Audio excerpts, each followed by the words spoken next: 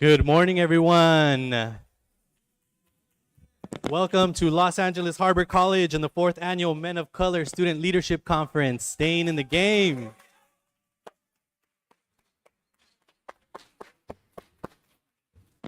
It's so good to see everybody this morning. I think after being virtual for so long, you just can't replicate the energy in the room, and so I'm so very thankful to have each and every one of you here. My name is Ivan Silva. I am the Dream Resource Center counselor here at Los Angeles Harbor College. I'm also...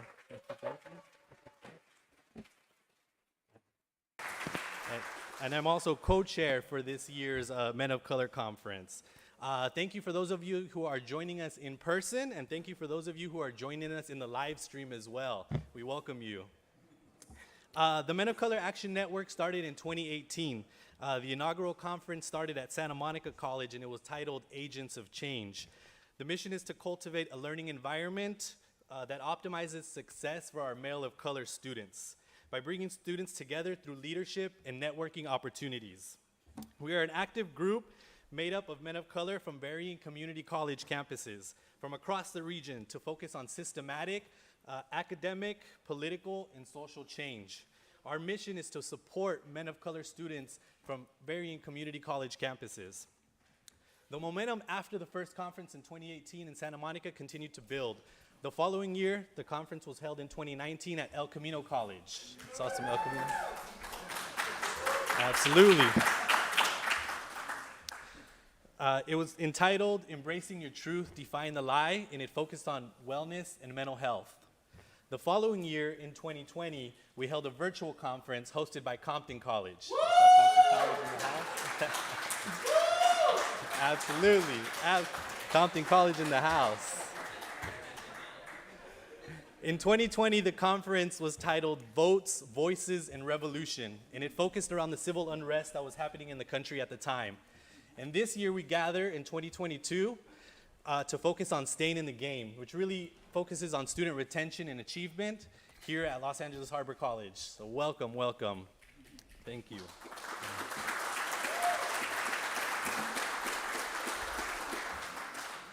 This year's theme highlights resiliency and determination of our male students.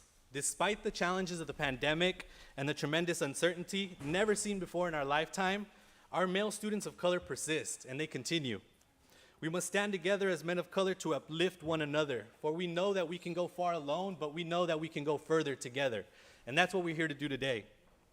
With that, I'd like to recognize in the room, because I hear there's different community colleges present.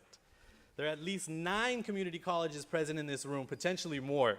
And so when I name your campus, please make some noise. So let's see who's in the room. So let's stay here in the southern region. So let's see. Do we have Long Beach City College? Long Beach City College in the house? Okay. Hey, how about Compton College? I heard Compton College earlier.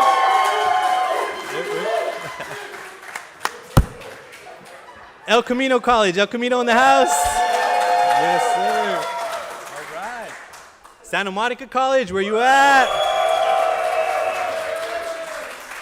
How about LA Southwest College? LA Southwest, there it is. Anybody from Pasadena City College? There we go. Mount San Antonio College. Anyone here in the house? Make some noise. How about College of the Canyons? You in the house? Let's see, anyone I missed?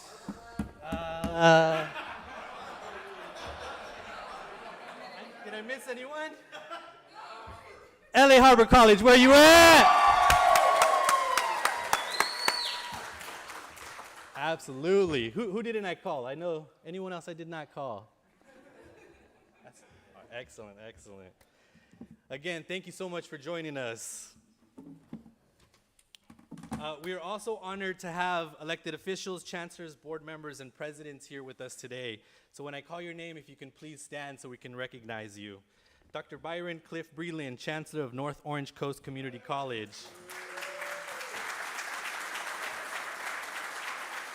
Dr. Catherine Jeffrey, Superintendent and President, Santa Monica College. Dr. Keith Curry, President CEO, Compton College. Mr. Barry Snell, Board of Trustees, Santa Monica College. Our very own interim president, Dr. Luis Dorado. Dr. Brenda Thames, President, El Camino College. Dr. Bradford, Vice President of Academic Affairs, LA Southwest College. Dr. Henan Juf, Los Angeles Harbor College, Vice President of Student Services. Dr. Thomas A. Parham, our opening speaker, President, CSU Dominguez Hills. Anyone I missed, I apologize. Please blame my head and not my heart. But we definitely want to recognize you as well. Let's give a round of applause for attendees. Before I introduce our first speaker, I'd also like to thank our sponsors of today, the College Futures Foundation, Los Angeles Harbor College and the Los Angeles Harbor College Foundation, Compton College, Connex Ed, the Ichigo Foundation, the Callan Family Fund, and the Samuel P. Adams Trust. We could not have made today possible without your support. And then one last thing, students, did you all see my email I sent out yesterday? No? Okay, well, if you did not see that email, I'm excited to announce that students who participate today, both in person and online, will be eligible for a $100 in direct student aid.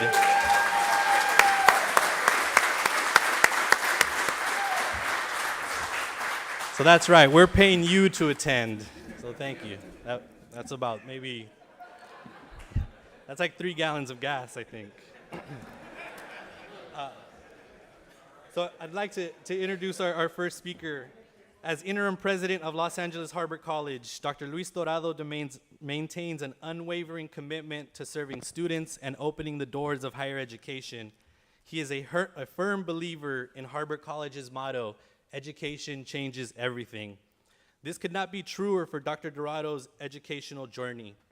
Shortly after graduating from high school, he enlisted in the U.S. Marine Corps after a brief enrollment at Mount San Antonio College. His training and self-discipline he received inspired him and provided him with the confidence and ganas to continue pursuing higher education. During his 4 years in the Marine Corps, Dr. Dorado enrolled in college classes whenever he was stationed. His off-duty studies ranged from taking courses at Campbell University in North Carolina to taking courses through the Extended University program from Maryland University in Okinawa, Japan. Dr. Dorado ended his active duty enlistment as a sergeant in June of 1996. In September of that same year, he embarked on the next phase of his educational journey at Cal Poly Pomona. As an undergraduate at Cal Poly Pomona, Dr. Dorado was active in student government and various multicultural student equity organizations. His advocacy for student equity earned him an internship with the Vice President of Student Affairs. Dr. Dorado credits his experience as the catalyst for his student-centered philosophy, a philosophy he holds near and dear to his heart. He earned his bachelor's degree in political science in 1999 and shortly thereafter began working at Cal Poly Pomona as an admissions counselor. As an admissions counselor, he was assigned to visit the surrounding community colleges to assist students with their transfer process. During his tenure at Cal Poly Pomona, Dr. Dorado began his studies in the Master's of Public Administration program at the University of Laverne, where he graduated with his master's in 2003. In 2005, Dr. Dorado was appointed the Student Services Outreach Coordinator at Santa Ana College. In 2006, he assumed the role of Interim Associate Dean of Instruction and Student Services at Santa Ana College, a position he held until February 2010 when he accepted the position of Assistant Dean of Student Activities at Los Angeles Trade Tech College. That same year, he enrolled in the doctoral program in educational leadership at USC's Rogier School of Education, something he loves to talk about, USC. He graduated with his doctorate in May of 2014. During this time in the doctoral program, he was promoted to Dean of Student Services. In 2016, he accepted the role of Vice President of Student Services at Los Angeles Harbor College, and on January 1st, 2021, Dr. Dorado assumed the role of Interim Vice President of Harbor College. Please join me in welcoming Interim Vice President Dr. Luis Dorado.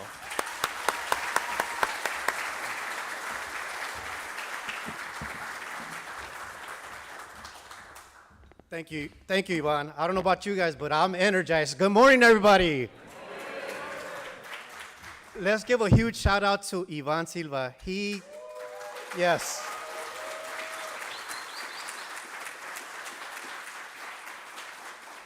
And also to all those role models of the Men Can Network. Let's hear it for them as well.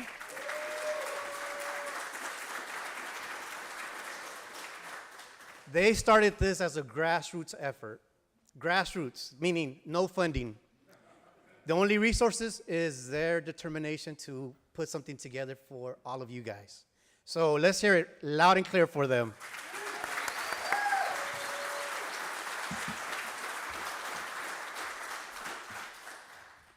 Also, before I get started, I want to give huge thanks to the staff that have made this happen as well.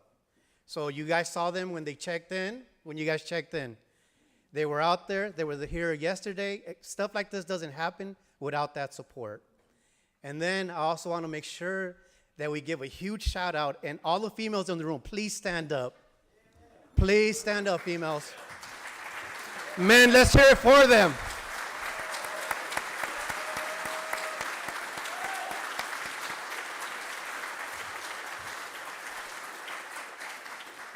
Because I want to be clear that behind a strong man, there's a stronger woman behind them. Absolutely. My Southwest sister out there carried the load for Southwest, right? You know, a lot of males were raised by single parents, right? And it's usually the female in the house. So that's why we're excited to have this event at Harvard College. That's why we're here, because watching all those men in suits looking striding all in here, it's a beautiful thing to see. Seeing the men standing on the wall with their ties looking all fly. Right? That's a different image that you see day in and day out on the news. They don't see that part, right? But it's up to us to ensure that we continue showing that we continue to being that voice of change and continue to be those catalysts of change. I don't know about you guys, but my March Madness brackets got beat up by St. Peter's. They played today at 4 o'clock. I think that was an omen because San Pedro, we serve that city, Harvard College San Pedro, so we're beating the odds as well here at Harvard College. So excellent, excellent. And we won't talk about the 2 points and the refs that took us out, USC. We'll leave that topic for later on today when I hang out with the boys.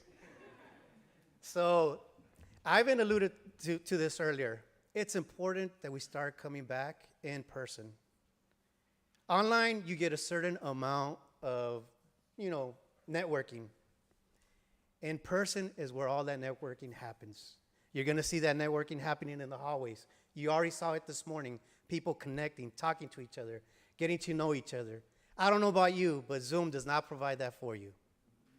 Okay? So students, as we start opening up our campuses, it's important that you guys make a decision of whether you're going to be in person or online. I do understand that sometimes the online is more convenient, but sometimes convenient is not the best path. You guys heard my bio. That wasn't a convenient path into higher education, let me tell you. Not at all. I grew up in Pomona. My parents immigrated to the United States from Zacatecas, Mexico, because they wanted to give us a better life, right? That was not the convenient path either. So when you're thinking of your courses and what you're going to do, consider the non-convenient path, because that's the one where you learn those life lessons that go a long way. And those hard lessons are the best lessons sometimes, right? Trust you me, I've had quite a few of those. It feels like I've been interim for quite some time in my positions, but I'm okay with that. I'm good with that. So I'm not going to take a lot of time because I'm going to introduce our next speaker, who's awesome. And he just oozes with awesomeness, and he'll show you. But being in person is important for us. Being in person was very important when they asked, okay, what campus wants to do it? Because at the time that we started planning, we didn't know if we could gather here in person or we had to be virtual again. Virtual is okay. Virtual is fine because there's a lot of stuff that we did learn, a lot of tools that we're going to continue keep in our toolbox to move forward. But in person, to me, that's where you build your social capital. It's a partnership between the classroom and the student services. And not only that, all those individuals that you come upon, that you have those conversations, that's how you build your social capital. And there's one thing that I learned at USC, networking, networking, networking. It's all about the networking. So today, make sure you network, not only with your colleagues that you came with, whether you rode a bus or you drove over here. Talk to other campuses because you never know. That individual you might talk to might be the next dean and you'll be applying for a counselor position. That individual might be a vice president and you're applying for a dean position. Networking, networking, networking. I want to thank my fellow colleagues that joined us today. Thank you. Thank you from the bottom of my heart. We really appreciate you guys joining us here today. This is teamwork. Teamwork. We're all in it together because we all believe that education definitely changes everything. And we are all products of that change. So now it is my great pleasure to introduce to you guys Dr. Parham. Yes, let's hear it for Dr. Parham.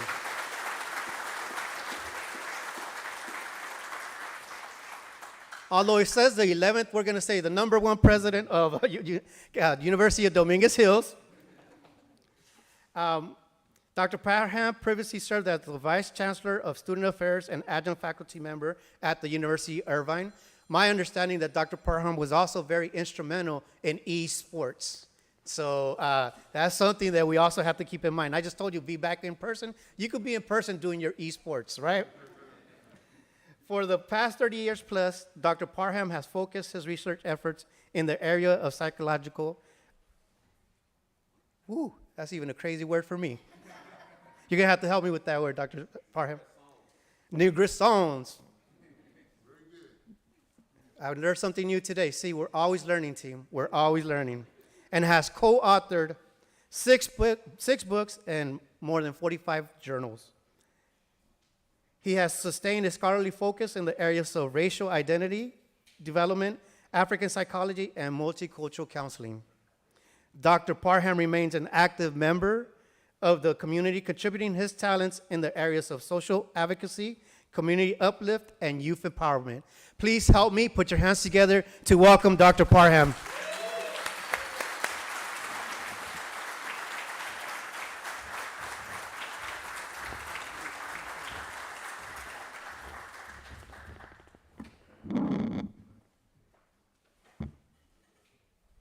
Let me say good morning. Let me try that again. Good morning. Good morning. Why do I wish to be so vociferous in my greeting? I think Brother Luis says it best. Whenever you can find a group of men not only donning ties, but donning that swag. Because you turn on Channel 7 News at night. Or maybe you prefer CBS or NBC, don't matter. Might even try Fox News. The only image of men of color you will see don't have ties on.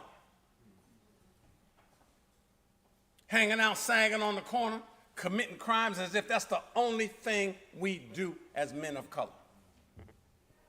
So for us old heads in the room, anytime we get a chance to stand next to all of you just beautiful men of color and the women who support us in our journeys, that's something, right, to be excited about when you start a Friday morning.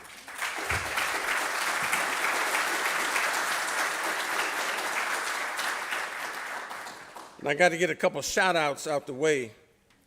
It's always amazing, not only as I ran into Peter, who he and I go back a long way, and Jarrell Hill and other folk.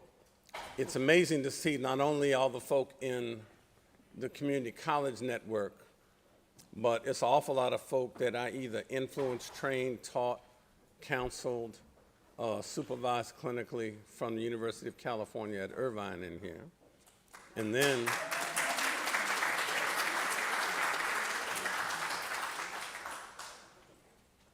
folk got big fancy titles. You know, they like deans and, you know, counselors and presidents and chancellors. But also, it's a bunch of folk in here who reminded me that they are from Dominguez Hills in those roots. Where are the Toros in the house? Huh? So we got to give a shout out to that. And for the SC folk, where my SC crowd at? Got a few Trojans in here. You just got to try a little harder. You know, it's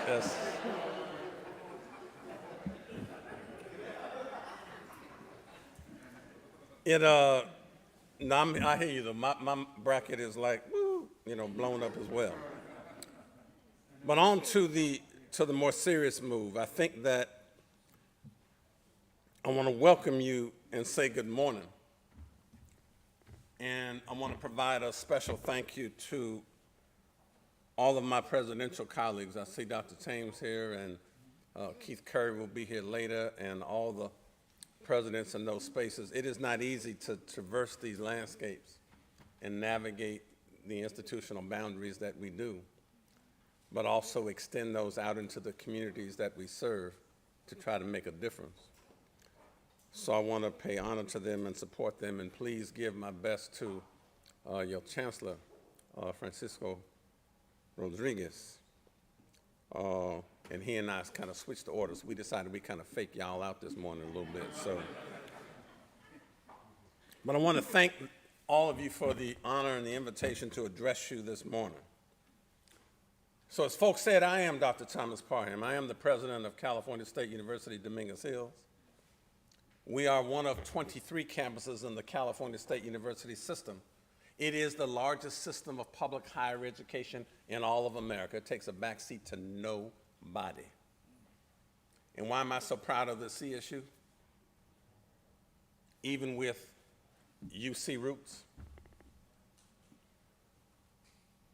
Because all the time I spent in UC, 33 years, the time as an Ivy League professor before then, the first African-American academic psychologist the University of Pennsylvania ever hired in its 200-something-year history after it was founded by Ben Franklin back in 1776.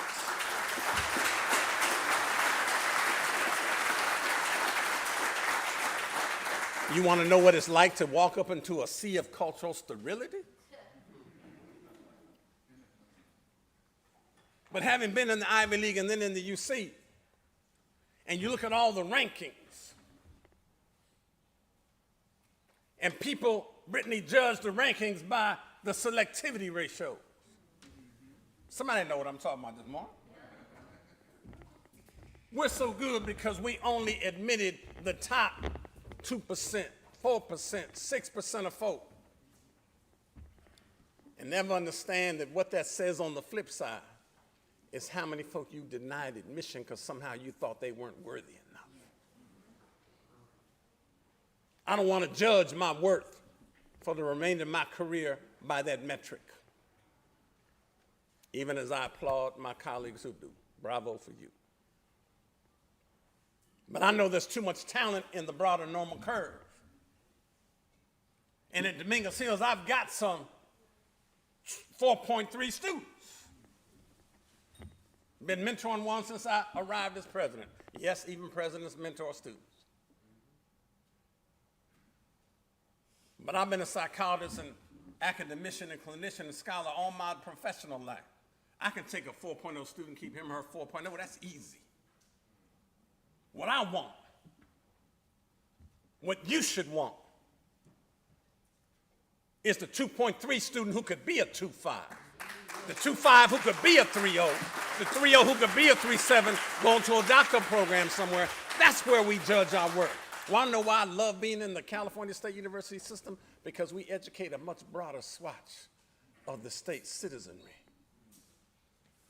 So I'm excited to open what I hope will be a meaningful and information-packed conference, and also hope that you as participants, as you continue to conjure thoughts of your future, will consider continuing your education in the California State University system generally, and perhaps coming to study with me at the California State University Dominguez Hills in particular.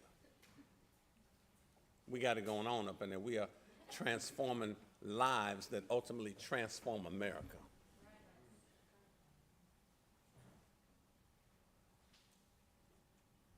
I should take just a moment to digress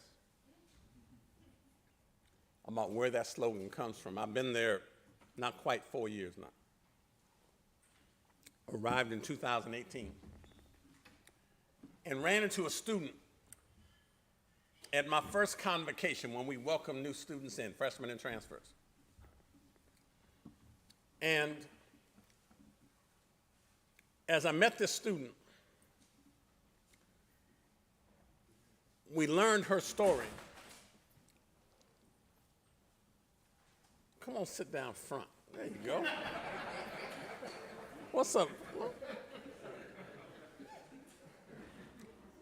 No, this old school right here. See, that's. As I met this student,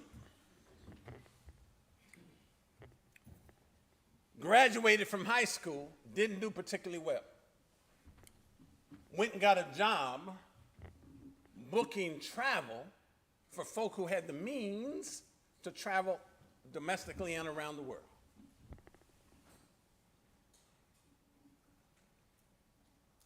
No aspiration at all to go to college. Anybody been there?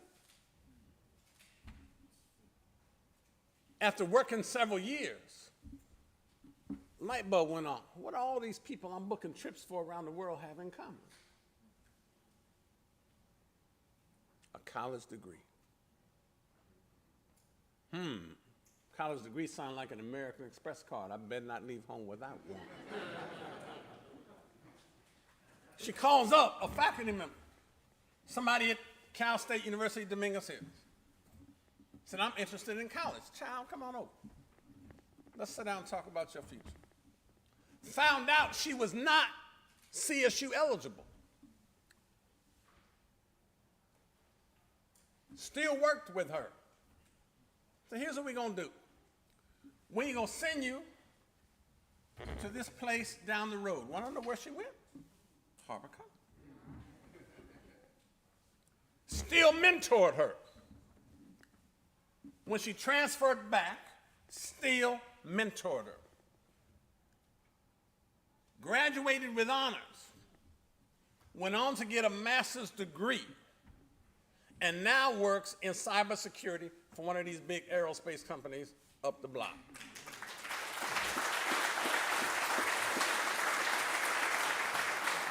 Why do I love being at Cal State University Dominguez Hills? Because we are transforming lives that are now transforming America. So when you see me out wearing my Letterman's jacket that I had made for me when I got there, on the back it has Toros are T squared. I don't see no pens writing, young men. Where your pens at? Or get your phones out. Toros are T squared. Because we transform lives that transform America. That's what we do in the California State University system and at Dominguez Hills in particular. So you want some of that? Come on, get some. We got something for you.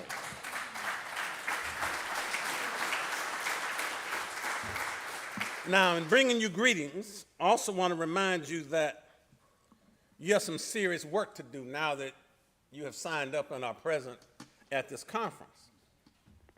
If you want to, what's the theme? Stay in the game. And there's some tools you'll need as you prepare for the continuation of your journey. For me, staying in the game was about 3 fundamental lessons that my first mentor taught me. Now, admittedly, right, I was blessed. Went to the University of California, Irvine, as a transfer student from another 4-year university, Cal State Long Beach. where I was studying actually criminology. I was either going to be a police officer or an attorney. Got so frustrated with the criminal justice system because it required more ability to manipulate the system than it did about who was right or wrong. And my spirit was just about having to find some justice in the world. But I did what you call service learning. Had an internship at a halfway house for these so-called incorrigible and runaway youth. In second semester, I did an internship in the community psych clinic in downtown Long Beach. And it was out of that my career was born. Supervisor said, you know, you got a knack for this, Parham.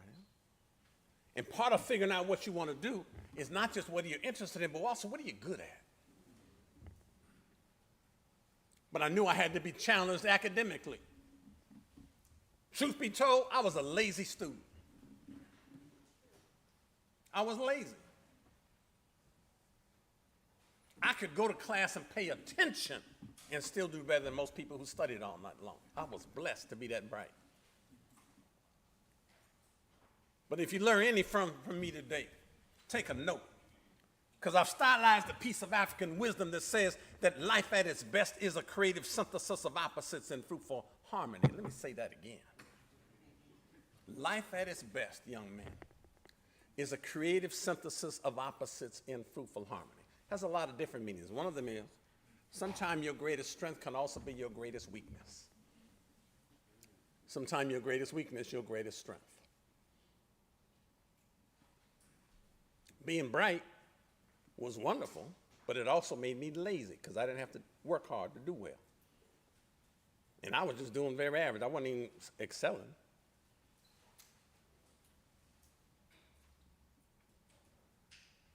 But finally ran into my mentor after I transferred. The great Dr. Joe White, father of the black psychology movement, at a little old place in Orange County called University of California, Irvine. 36,000 students big nowadays. Took his class in African American psychology, got an A, actually got an A+ out of him, which was hard to do. Maybe 2 months after that course, I'm walking down the ring walkway that circles the campus. Around lunchtime, as I remember. And I encountered him walking in like any respectful student would do. I said, hey, Dr. White, how you doing? Nice to see you. He simply walked up to me and put his arm around me. Want to know why personal engagement is so important that Luis was talking about? Put his arm around me. He said, young brother, he said, you got too much talent and you are too brilliant to be running around here playing basketball, chasing women. True story. Come follow me. Now, the last person I heard say, come follow me, was walking on water in the Bible. He ain't quite walked on water yet, but he's pretty close. And over the course of the next several weeks and months, he diagrammed my whole future up on his chalkboard. Chalkboards is about this big. Y'all know dry erase boards now. See, old school, we know chalkboards, right? Diagrammed my whole future on the board, was right adjacent to his desk. You've already mastered my class, so I'm going to make you my teaching assistant as an undergrad. Your job is to help everybody else master the class the way you did. We're going to tighten up on your grades, and I know you're doing pretty good, but you ain't producing the kind of excellence you're capable of. So now I'm coming out on the dean's list. We're going to send you to grad school. My eyes start to get big now. And we're going to get a master's degree, and then we're going to get a PhD. My eyes are getting bigger. He said, well, when I send you there to be a psychologist, I'm not sending you there just to be clinically good. I want you to be good at academics, at your research, and your clinical work, and then the consulting will come along. And then he gave me, you know, what the shaft record. He said, one day, Parham, you're going to be a bad mother. He said, but don't you ever forget to be a basic brother. What's he saying? He's saying that don't forget where you come from. I know you as that kid from South Central Los Angeles. Grew up in LA. I know you come from the same single-parent family I do. Mama raised 4 kids by herself. Worked for the government 32 years. Never earned more than $18,000 a year. Got all 4 went to college, 3 college educated, 2 with a PhD, nobody on drugs, in jail, or in a gang. How does a mama do that?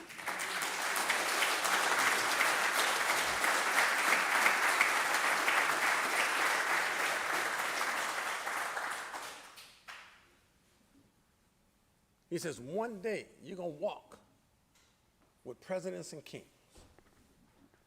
But don't ever forget to be that basic brother. Want to know why all of us are so committed to wanting to see you thrive? It's because we owe a debt to invest in you in the same way that people invested in us. If you look at my screen at the campus, I'm sitting there handshaking with Barack Obama. If you looked at some of the pictures, I'm talking to brothers and sisters on lockdown in jail. Why do you do that, Parham? It's because I owe a debt. So I give you that personal disclosure because there are 3 lessons fundamental to staying in the game that I learned that I want to pass on. Lesson 1, the key to mental health, young men, is always having a broad range of choices and options. Choices and options. Show me somebody on the street hanging out, nowhere to go. I'll show you somebody who has lost the ability to generate choices and options. When I see the grad school, Parham, you're not just going to be clinically good.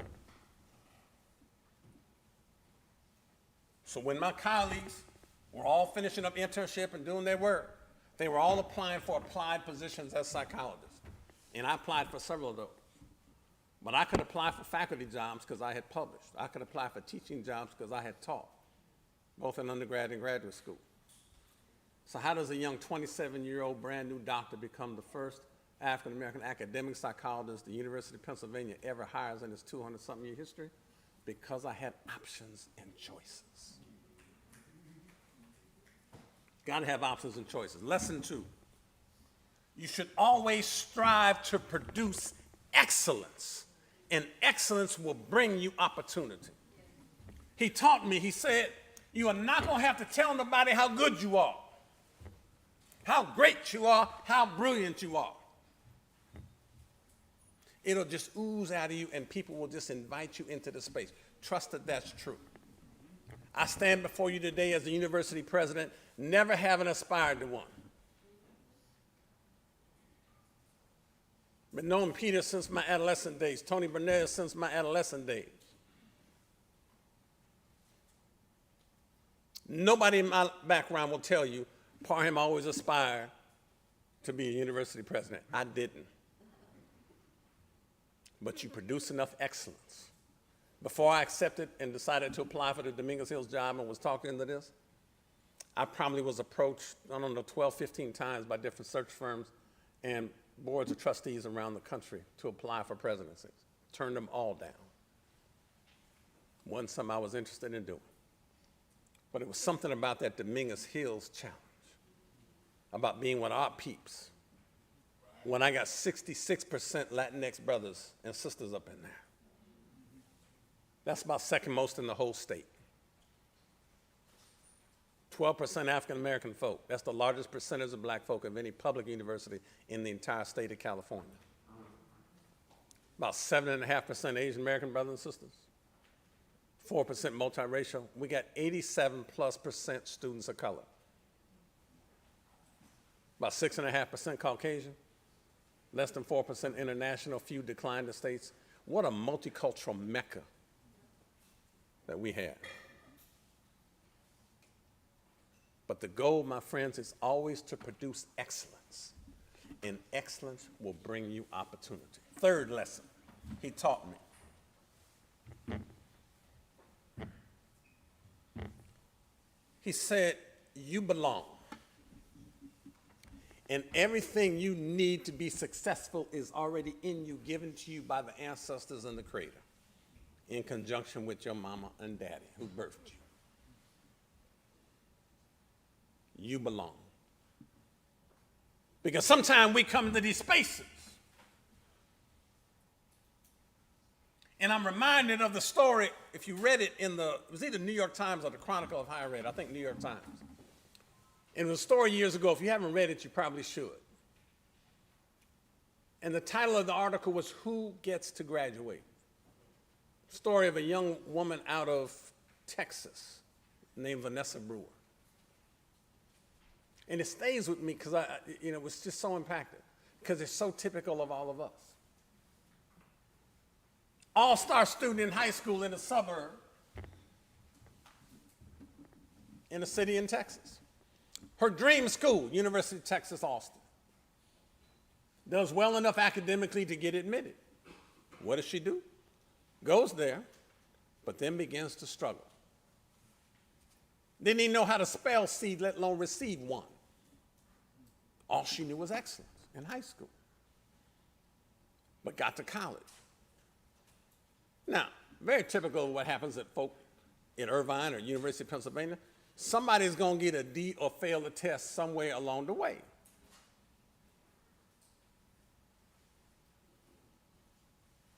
As much of a celebrated academician as I am, I have gotten a D on the test. Whoa. Need to tighten up my game. But too many of our students get that D, get that F, got to withdraw from a class, and then they call home, being first generation. I got 66% first generation students on my campus. Same way Vanessa Brewer did, called home. I got a D and I'm not struggling, I'm struggling. And what did mama say? Go to the tutoring center? Mm-mm. Go to the counseling center, child. Deal with that stress. Mm-mm. Go seek some academic advisor. Mm-mm. Check your course load out. Look at your time management. Mm-mm. Child, maybe college is not for you. Why don't you come on home? Fortunately, a couple professors, one in chemistry, one was an administrator, kind of grabbed her by the collar, saved her, and developed this programmatic initiative that was designed to save her. But I use that as an example because so many of us get into that space where we don't even believe that we belong. As soon as we stub our toe, we're ready to stop out. As soon as you run into a racist professor, we're ready to stop out. Run into some hardship, we're ready to stop out. My mentor taught me, you belong. And everything you need to be successful is already in you, given to you by the ancestors and the Creator. In my office at the university, I keep a picture of the ancestors and the slave dungeons in Elmina and Cape Coast in Ghana and Africa, because it always reminds me to contextualize struggle. I've been to the door of no return. When the Association of Black Psychologists had our national convention there in Y2K, in the year 2000. And we took bottles of rum, which was the commodity they took for slaves, and broke them on the dungeon floor. And you can still smell the blood and the stench from all those slaves in there. Spirit of the ancestors are in those places. Make no doubt about that. And we perform ritual to let them know that even though they sent you through this door of no return to put you on hulls of those slave ships and take you to all parts of the diaspora and said you would never return, they lied because your children are home and we doing all right. If the ancestors could get through that so that we could arrive at the spaces we are, you mean we can't get through a little bit of inconvenience because you got a D on a test? Got a professor don't like you, right? Got some inconvenience going on in life? Pain and struggle are just a part of paying your dues. But we know you got the stuff in you to strive through adversity. So I stopped by this morning to give you those three things. Now, having said that, let me invite you to embrace that piece of wisdom that I remember from another important person in your life you ought to know about. He argued, if you allow a people to control the way you think, y'all hearing me? If you allow people to control the way you think, you don't have to assign them to an inferior status. If necessary, they will seek it for themselves. Those are the prophetic words of Brother Carter G. Woodson. Now, a lot of you don't know Carter G. Woodson. Where are my young men at? Who knows Carter G. Woodson? Be honest with me. Look at the hands around the room. Celebrate African History Month every year and don't know that, right? It's the precursor of Negro History Week that Carter G. Woodson developed. But more importantly, among the writings that he wrote a text called The Miseducation of the Negro. And it's not just important if you black. I don't care if you black, white, blue, brown, or purple. He makes a fundamental point.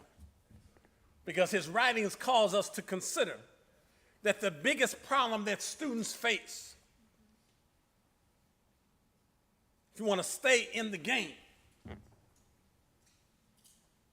is not housing or transportation insecurity, even though it's a big one.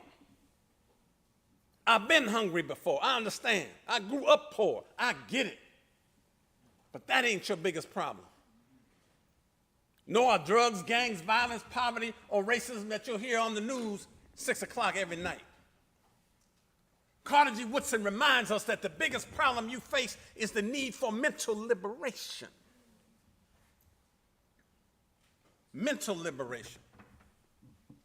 Unlocking the shackles of conceptual incarceration that keep you locked with a mentality of I can't, don't know if I belong, I'm afraid of failing, so I might not even try, and this whole world is against me. Sound familiar? You see, I believe that your roles include committing to a process that initially recognizes and then begins to systematically unlock those shackles of conceptual incarceration, because they contaminate your mind and that thinking. That mindset that doubts the capability to excel in school and produce works with a standard of excellence. That mindset that loses hope in the future, that should be bright with possibilities and potential, and instead engages in more high-risk behaviors because, right, your belief that life is short is more pronounced. That mindset that compels you to seek external validation from peers and other societal influences that disregard the more positive elements of your psyches and spirits. One of the lessons Joe White first taught me was you cannot seek validation from your oppressor. Let me say that again. You can't seek validation from your oppressor. So I go places, and people look down on black folk, look down on Latinx folk, look down on women, look down on brothers and sisters in the LGBT community. Paul Hand, why don't that bother you? They would ask me. Because back in the day, we ready to fight. But as I understand and unlock my own shackles of conceptual incarceration, I understand it is not that someone has a negative opinion of you. That's not the problem. They're entitled to an opinion. The problem is that you give a doggone about what they think about you in the first place. That's the problem.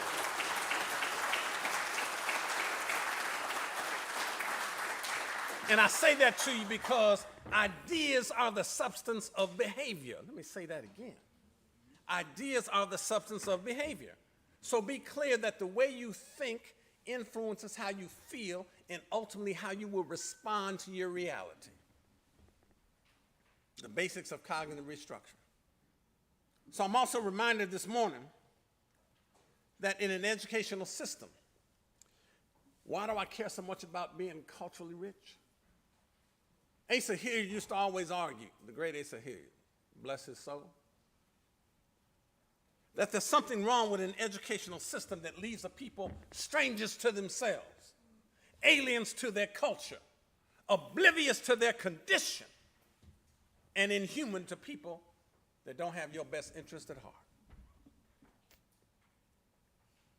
So my hope for all of you going forward is that you would rediscover who you are at the core of your being.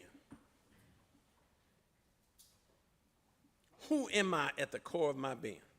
That you would reconnect with your culture that is often enclosed in a climate of cultural sterility on too many university campuses around the country. That you would become less oblivious to our condition as a people of color. And that you leave this place with a renewed sense of affirmation about the dignity and humanity of your worth. Who am I?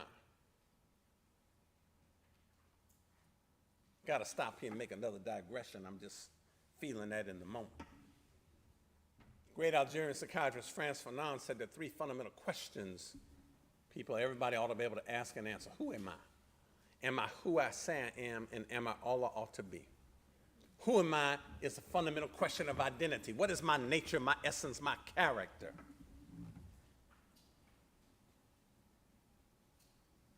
And part of what's going on, particularly for our men, let me pick on the brothers for a minute, because we done lost our way. And I've treated lots of these folk in therapy all my professional life. Ask a professional athlete, who are you? I'm a baller. Who knows some folk? Ask some black and brown brothers on the street corner that you go back to see. Because now a lot of you walk in the neighborhood. Oh, you think you better than us now because you're going to college. You trying to square up on me. Who been there? Yeah? Adopting red and blue colors. Got young men fighting over and defending concrete they don't own a square inch of in a color they didn't invent. Cripping might be what you do, it is not who you are. Being a D-back or a D-line or quarterback may be what you do, it is not who you are at the core of your being. You've got, gentlemen, to be able to get into the personal you and figure out who you are at the core of your being. Because there you'll find the secret to your success. You see, in my mind, if I leave you with one note this morning, want to know who you are? Everybody repeat after me, young men. Stand up for me. All the men stand up. Y'all kind of lazy standing up in there. Stand up, y'all. Now I want to raise the roof. I want them to hear you all the way in San Pedro in these refineries or downtown LA. Everybody with me? Yeah. Say each of us. Each of us. Try that again. I must have some wax in my ears, Luis. Say each of us, is a seed, of divinely inspired possibility, which when nurtured, in its proper context, can and will grow, into the fullest expression, of all we are supposed to become. Don't that feel good? Don't that feel good? Have a seat.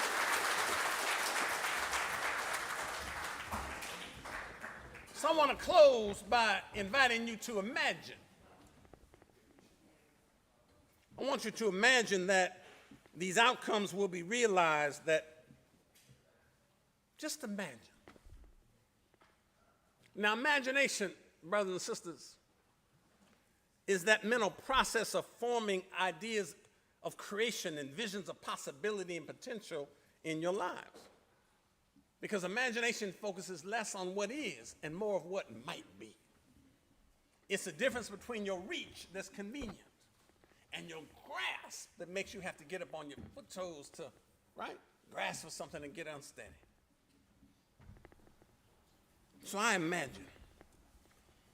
I imagine you coming out of this conference with a mind that could understand that it has been conceptually incarcerated so that it could unlock the shackles of incarceration that keep it from maximizing its potential.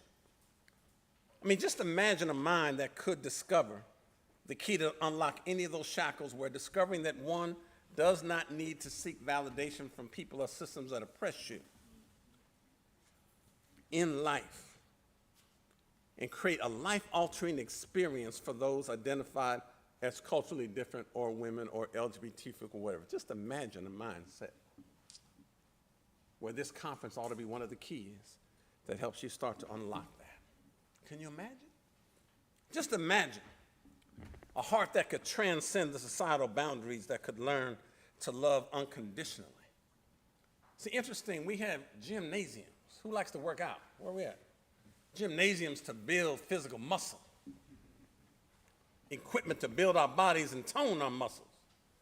And yet with all the muscles that we have developed, we haven't figured out the fundamental lesson about how to love our way through the darkness of our adversities, how to respect each other across demographic boundaries.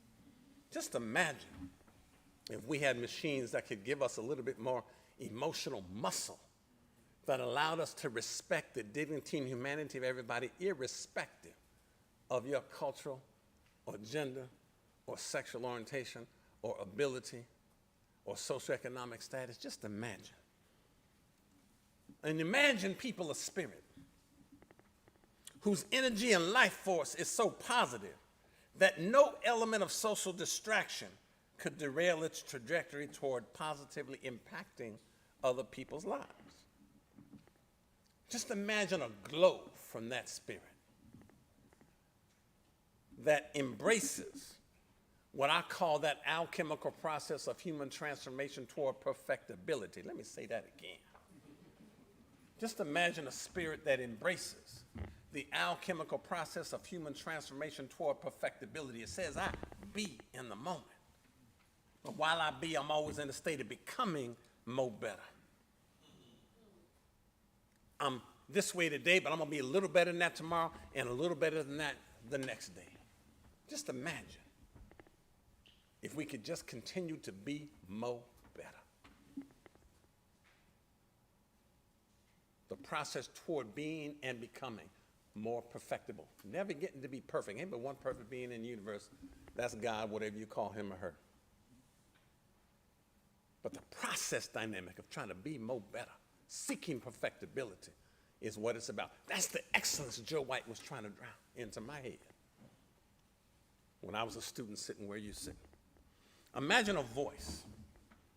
Imagine if you could develop a voice, authentic voice. Cornell West reminds us there's a difference, by the way, between a voice and an echo. I hear lots of echoes out there. I ain't hearing many authentic voices. But a voice that is not locked away in the abyss of uncrystallized mental musings that reduce it down to useless chatter.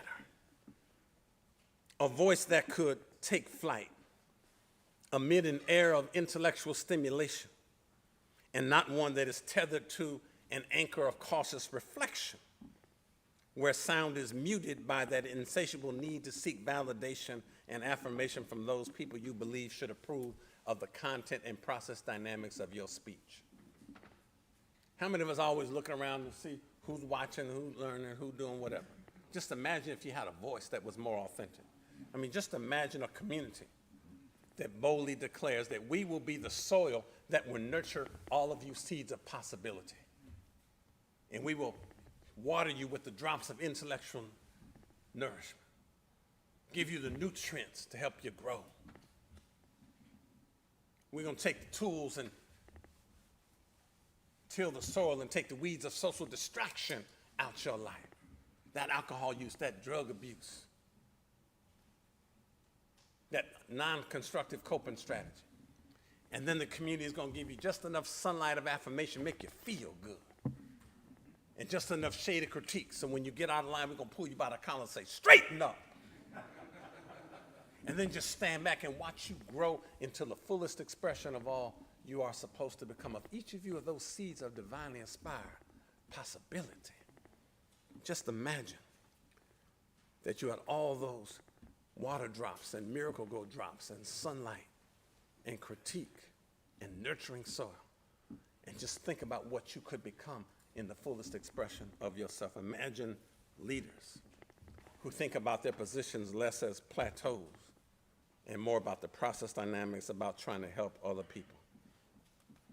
So what's important, I think, as I close, is to remember that I imagine life to be a quest where I would not be a stranger to myself, an alien to my culture, oblivious to my condition, or inhuman to people who sought to oppress me or people like me. You have to use the academic and co-curricular resources, academic and co-curricular resources, in the institutions that you attend to further your academic goals, to connect with your faculty in meaningful ways, to seek mentoring relationships with them, to meet regularly with them in spaces. Your job is not to have a drive-by interaction with your campus where you go to class, go to the student union for a sandwich, and then leave. Your job is to get with your faculty, get with your advisors, get in the mentoring spaces, get in the labs, get in the other places, because that's the secret to being able to get through. It took Joe White putting his arm around me and saying, brother, you got too much talent to help me to arrive at the space that you now see me today. Imagination is that place that takes you from where you are to where you might be. And so I imagine. Can you? Thank you very much.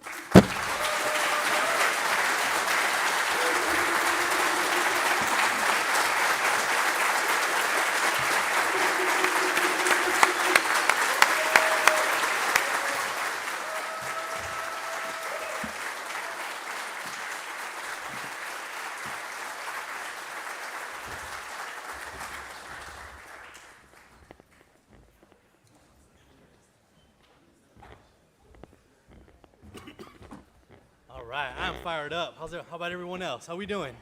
Fired up? Absolutely. To help me honor Dr. Parham for his participation in today's ceremony, I'd like to invite someone who's been extremely influential to the development of services for men of color on campus, a true champion for men of color students who embodies the spirit of advocacy and social change. Please help me welcome our foundation officer, Mr. Peter F. Bostic.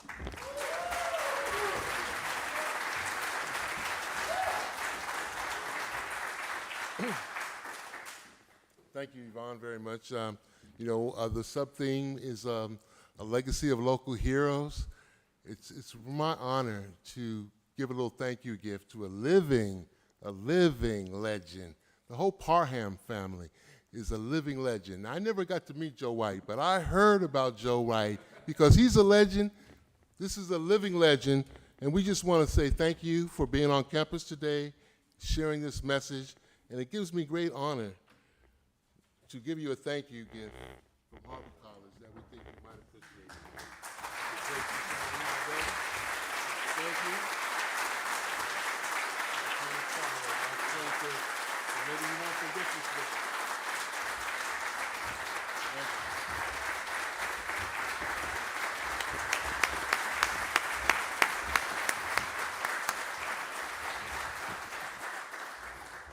Thank you, Dr. Parham. Like Yvonne said, fired up, ready to go. We stole that from our best president, President Obama, didn't we? From his first campaign. All right, team. So, students, I just want to, I hope you guys are feeling the love that we have for you guys. You guys have presidents, superintendents here, and there's a few more presidents that I want to acknowledge that just joined us to be here with you guys. So please put your hands together for Dr. Keith Curry.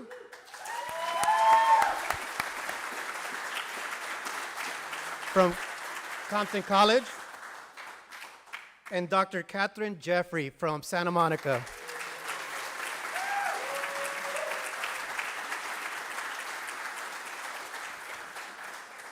I also want to acknowledge Vice President Michael Tuatsui. Sorry, Michael, I messed up your last name. My apologies. And then all our faculty, all our counseling faculty, please rise and be Please stand. Let's hear it for them. Look at that. Look at the love that we have for you guys.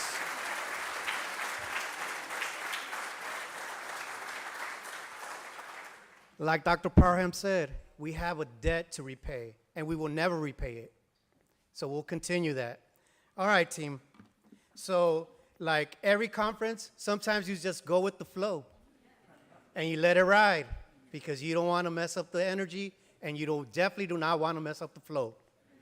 So we will be adjusting our schedule, right, Ivan? It's all good. Did you get any sleep this morning? For those of you guys that don't know, Ivan welcomed a brand new baby girl.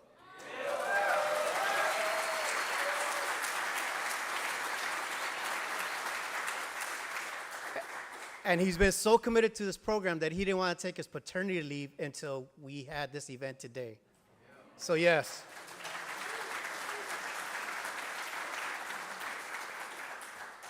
And Dr. Parham, I do know how your mom got you through. It's called a flip-flop. We call it the chancla.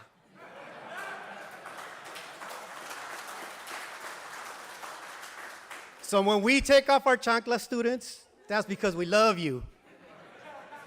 We love you a lot, because we know we need to pull those ears. Just because you stub your foot, your pinky toe, doesn't mean you got to quit. That just means you got to try harder. And I commend you guys. I really, really commend you guys for choosing to be here, because it says a lot about your commitment. So we're re-energized with our commitment. So let me stop, because once you presidents, you microphone, we never stop, right? Let me get back to you, Ivan. Thank you.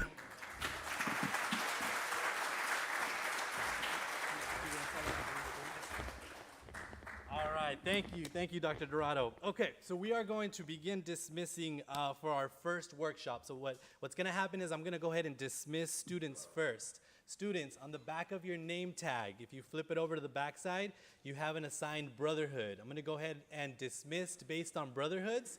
So if I can get my morning facilitators over on this side. And so Brotherhood 1 and 6. So Brotherhood 1 and 6, please rise. Professionals, go ahead and stay where you're at for the time being.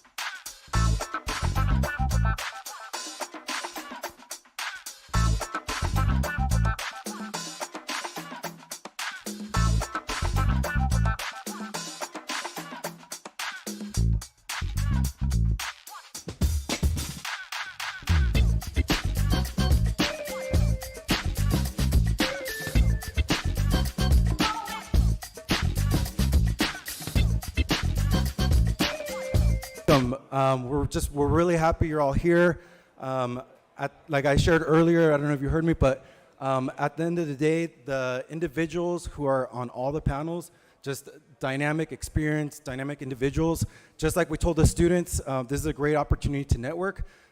So I'm telling you, when I was coming up, and I don't know how, in terms of your experience, but at the end of the day, I know when I was first entering the field, I had hesitations at times going up to people because part of it was just my own lack of confidence. But I want to assure everybody here that we're here as a family.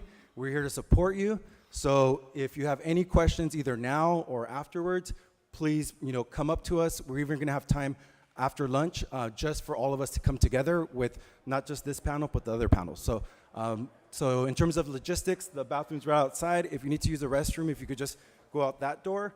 And I just want to, again, commend you for being here. And I want to introduce Dennis Funes. He is one of our counselors over at Santa Monica College and also El Camino College. Something I do want to share, I'm Dr. Jimenez. I'm a counselor through Adelante and Black Collegians over at SMC. Something we're very proud of. And I'm going to share this because I want to spread this news because we would love for the same thing to happen at different campuses, is that we actually just hired 2 faculty member counselors to help us specifically just to work with men of color, which I think is huge. Thank you. So like I commend our president, our leadership for doing that, because that's putting your money where your mouth is. We really are putting the money to do that.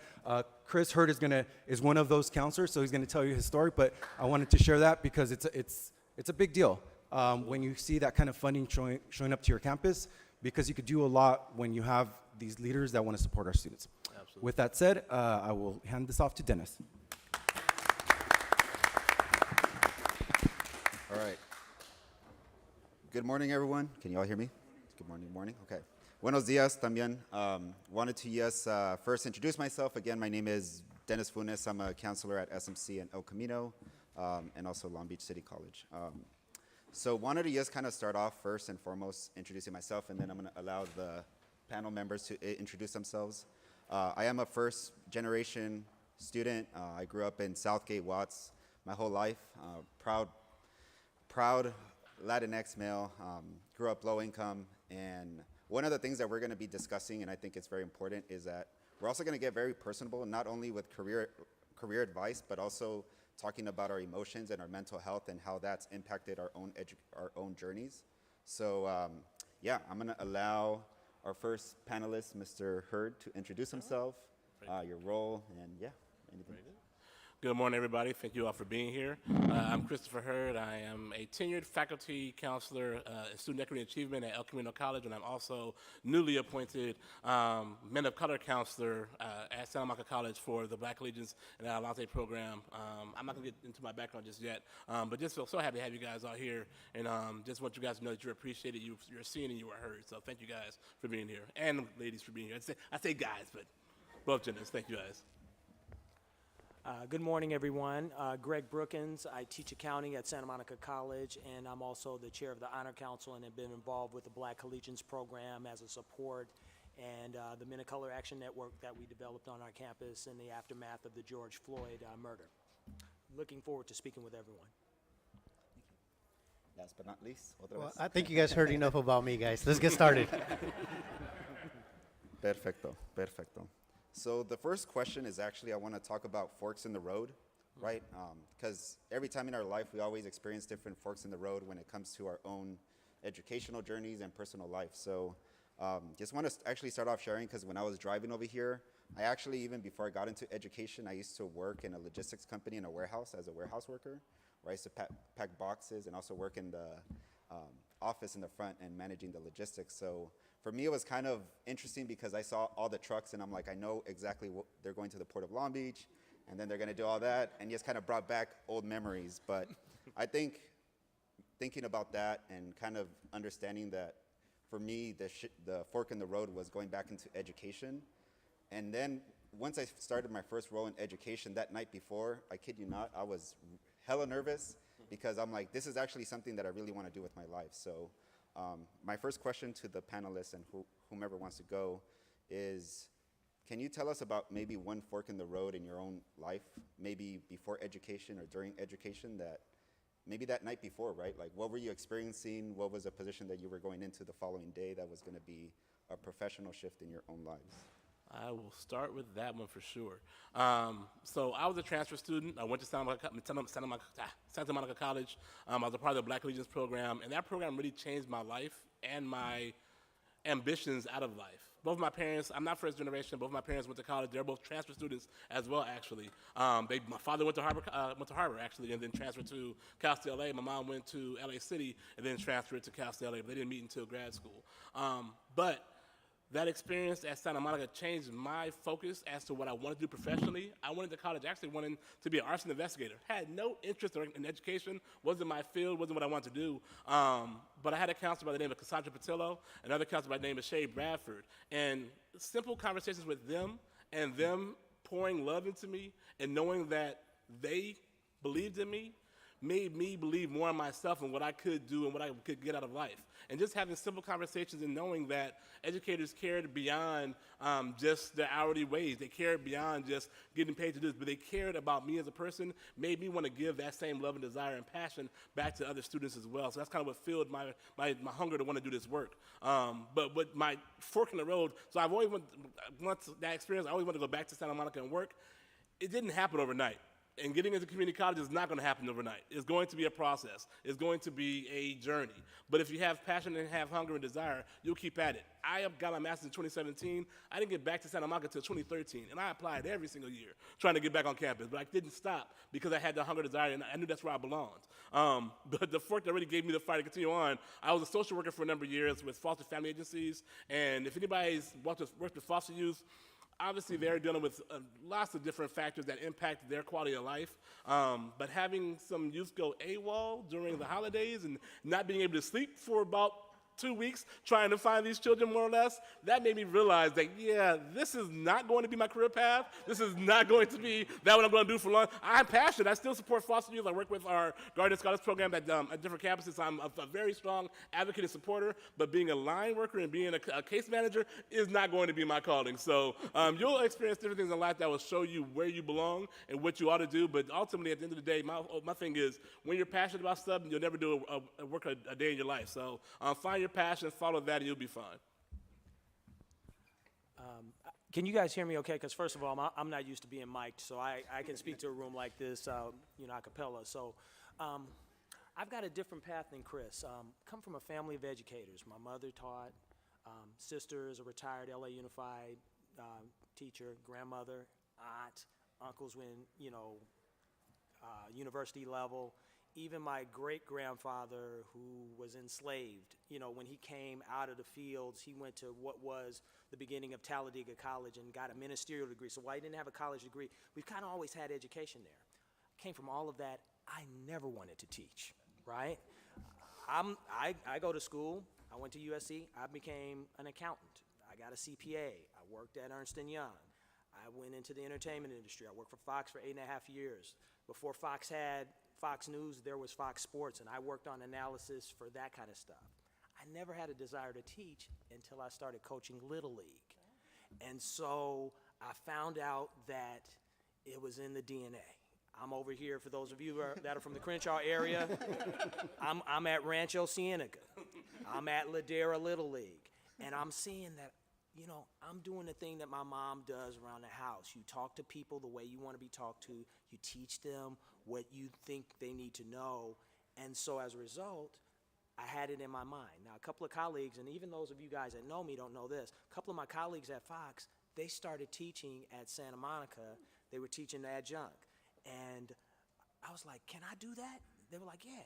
So one day, out the blue, I applied for an adjunct position, didn't get it. And then as it happens in instructional faculty, about a week before the class started, I got a call from one of my friends. She said, you guys know what I'm talking about. A week before the class started, got a call from one of my friends, and she said, I can't teach this class, but call this number. And the person's name is Eleanor Shapa. As a matter of fact, she became my mentor. She was my friend. We did the VITA program prior to that, so she happened to know who I was. I came to the campus. She walked me around the campus. I thought I was going to interview, but I didn't. Because she said, and then she took me to the department chair's office. I was like, okay, this is where the interview happens. She says, Audrey, here's Greg. Greg's going to teach the accounting class that we need. It's like, oh, snap. It's going down, y'all. So that's how I made it in here. And I'm telling you, from time to time, students ask me, do you think you would have made, a different turn? This was the best decision I ever made. In terms of, I didn't have children, I got 2 kids now. I can pick my kids up from school. Flexibility, I'm able to work the schedule that I want. There's only been one time in probably 20 years that I didn't get the schedule I wanted, but it was the best fork in the road that I can ever tell you, just in terms of the style of living that I wanted to have, and even, making a good standard of living, because it's kind of quiet as kept, because I don't say a whole lot, and we'll talk about benefits and all that stuff later. But yes, thank you. Thank you. So in regards to forks in the road, there's a lot of forks in the road, right? And sometimes we carry those forks and throw them in front of us. Sometimes we carry them in our pockets and they weigh us down, right? It's what you do with that fork. If you're going to pick it up and eat that salad, by all means, or you're going to let it weigh you down. So what you didn't hear in my intro, one of the reasons why I joined the Marine Corps was because I became a young father. So now I had a young man, a baby boy, that I had to provide for, right? Because my social capital wasn't as expanded as could be, that's why I preach, and that's why I say higher education is the way. Education changes everything, and truly believe in that. The only thing that I knew, because my friend had joined the Marine Corps, he says, they give you benefits for you and your kids. So guess what? I walked into the Marine Corps office on a Monday. By Friday, I was in boot camp in San Diego. That quick. Wow. Yes. They didn't even let me keep my ponytail, because back in the day, the mullet was in, but the ponytail was better. They shaved all my hair, but it's all good. So, but when I got to my first duty station, actually through boot camp, the first thing they do in the morning is they kick those cans down the squad bay and wake you up. Oh no, I said, you know what? As soon as I get to my first duty station, I'm gonna try that education thing again. And that's where I got a little more confident in opening that book and actually reading it, listening to the faculty, actually going to class, right? Important. And you know what? Those faculty members, and some of you guys are up here, you guys are sneaky. You guys use the end of the chapter, and a lot of the time that you guys, that chapter, it ends up on the test. Wow. When I figured that out, I started doing good in school. But again, it's all about what you're going to do with that fork in the road. Are you going to take lemons and make a lemonade, or are you going to let it sour your life? So we've all had those forks. We've all encountered. Dr. Parham spoke eloquently today in regards to what we need to do to continue to move forward. And so a lot of forks, but pick them up and get some salad.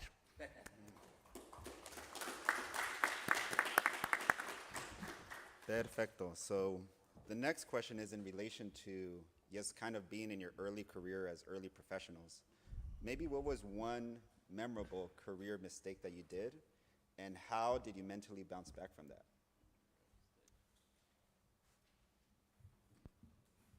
If you want, I could take this one, but you know what? I love speaking, so I might take a time out for 5 minutes.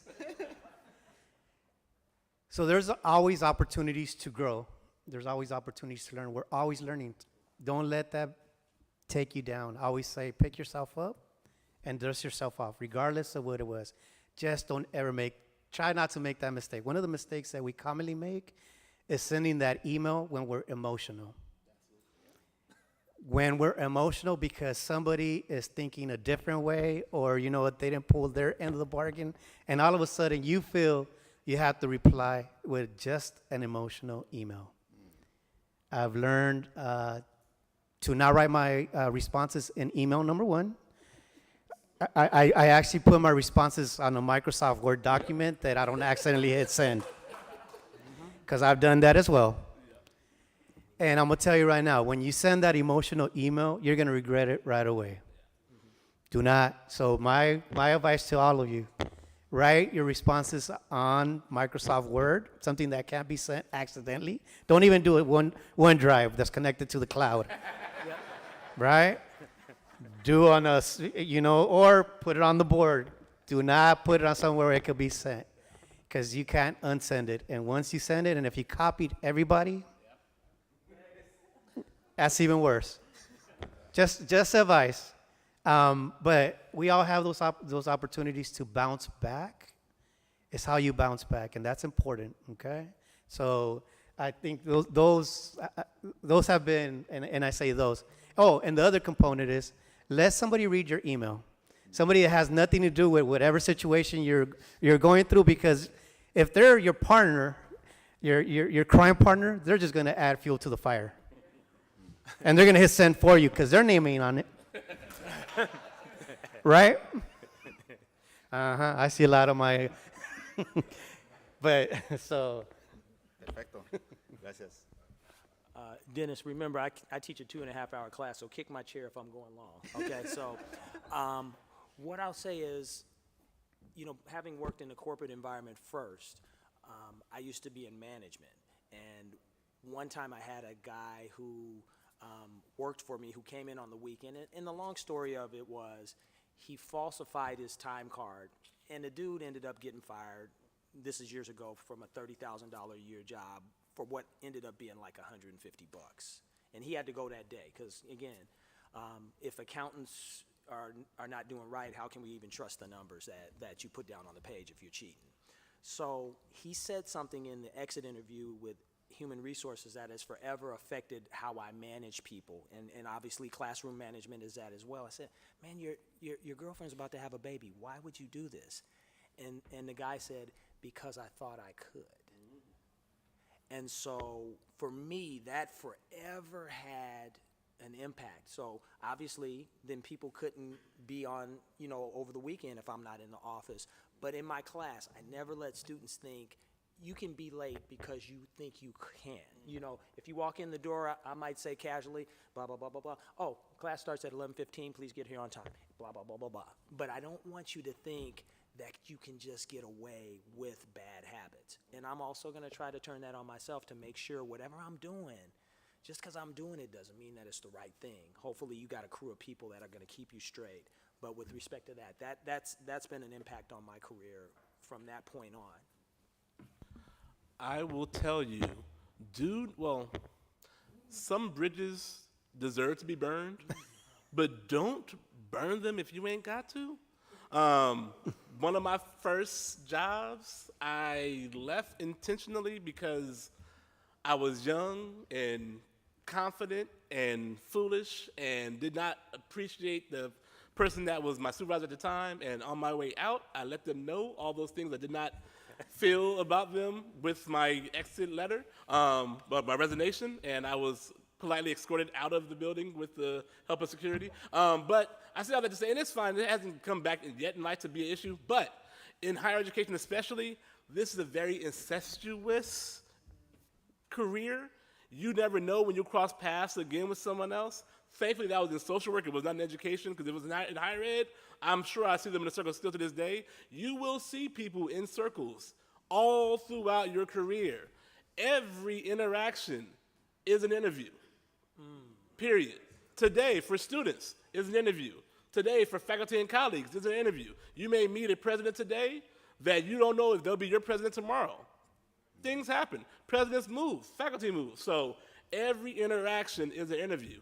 Conduct yourself as so, interact that way as so, because you never know when that first impression may lead to a final interview, or when that first impression may make sure you don't get a final interview. So just make sure that you're mindful of all your interactions, especially in higher education, because these doors swing, and your name goes through them without you knowing about it. So just be mindful of that as well. And again, some bridges deserve to be burned, but if you ain't got to burn it yourself, don't.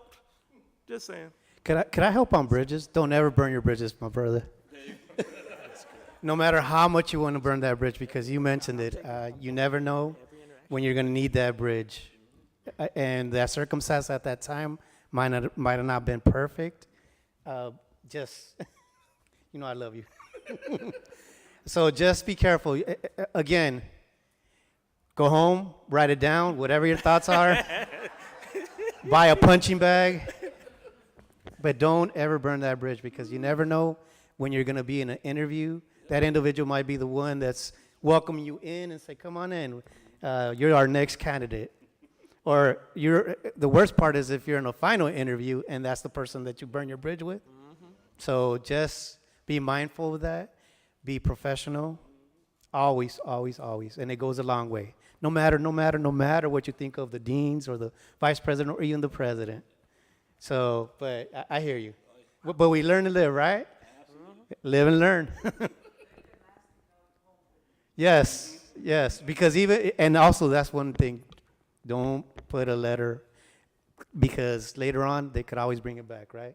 Once it's in writing, it's a historical document. So just my personal opinion. Cool. Thank you all for those responses. The next question I have, and I think this is very pertinent because I think it's important for our confidence, is what do you recall being the first dub, aka the first win that you ever got in your role in higher education?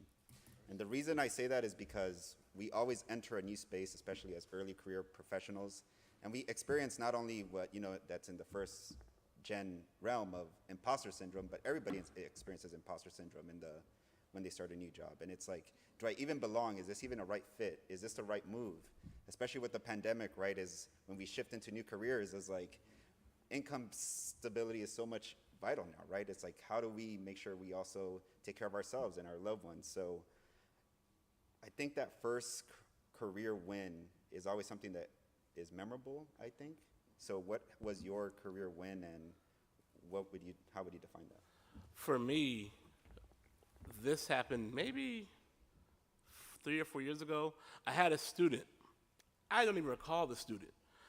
I got an email from a professor at Long Beach State who was praising me based on something a student had said about me in their class. Mind you, I don't even know who the student was, but just the fact that your care and concern, the way that you show your love and invest in your students, you don't know the impact that's going to have on them. To the point where a professor who I'd never met before, they had done the research to find out my email at a school that they didn't teach at, just to tell me that they wanted this, because as another professional, you don't always get these praise reports, you don't always get these thank yous, you don't always get these acknowledgments. You don't do this work for that.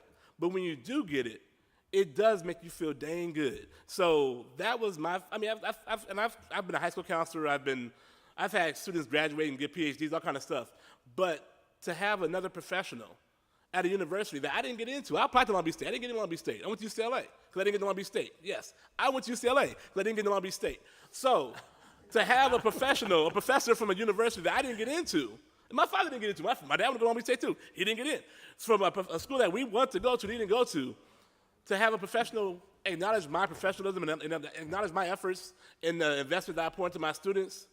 I talk about that all the time because that still to this day makes me feel great. This is years ago. But for me, that was like the first time, especially in this realm of community college and higher education, to really feeling like, yeah, I belong here. Yeah, I can put my name next to Sherry and Cassandra, who poured into me and changed my life. Yeah, I feel like I'm doing the same work that I felt like I was destined to do in life. So that was like my big one for me.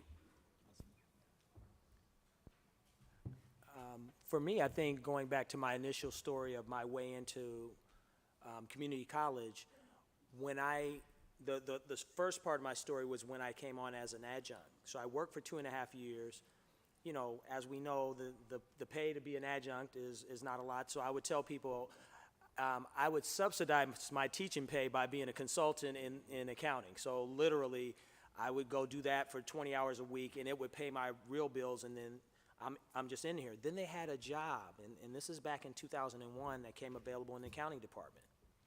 At that time, I'm good. I'm going, if I get this, great. If I don't get it, great, because I love Santa Monica College, and they should get the best candidate they should, because it wasn't like, well, if I don't get this job, what's wrong with them? Because there were people that have been here longer than I have been. There were people who had more experience in the field of accounting. So when I got the win, in my opinion, was I went into the interview, I acted like I didn't know anybody. I wrote my cover letter as if I didn't know them.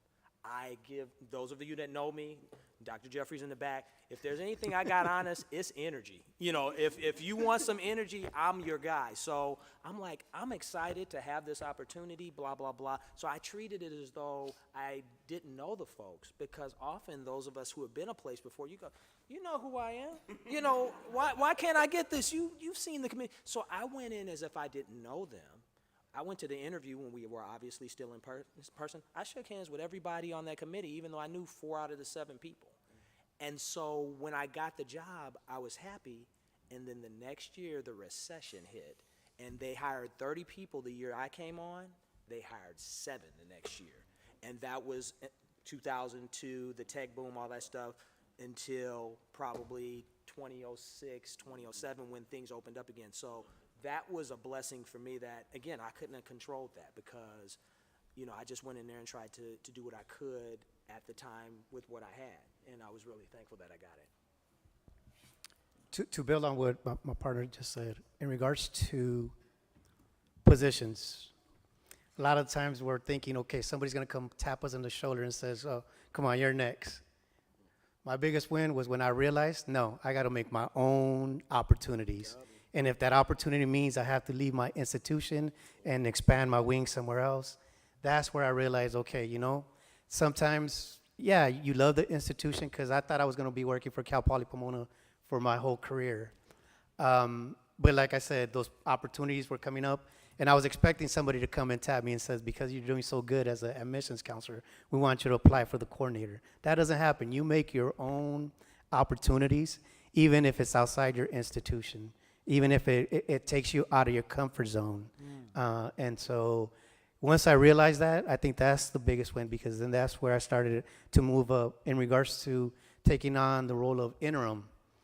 On the role of interim at Santa Ana College. Did all this work. Didn't get the job, but that was okay, because there were other opportunities that it opened up for me. It gave me some experience. So when it came to applying at LA Trade Tech as a assistant dean of student activities, it showed on my resume that I had some experience. But bottom line, create those opportunities, and don't be afraid of going outside your circle and your comfort zone.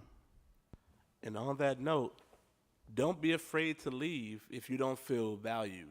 There you go. You guys have talent. You guys have skills. Institutions should be lucky to have you there. Don't feel as if you're lucky to have the job.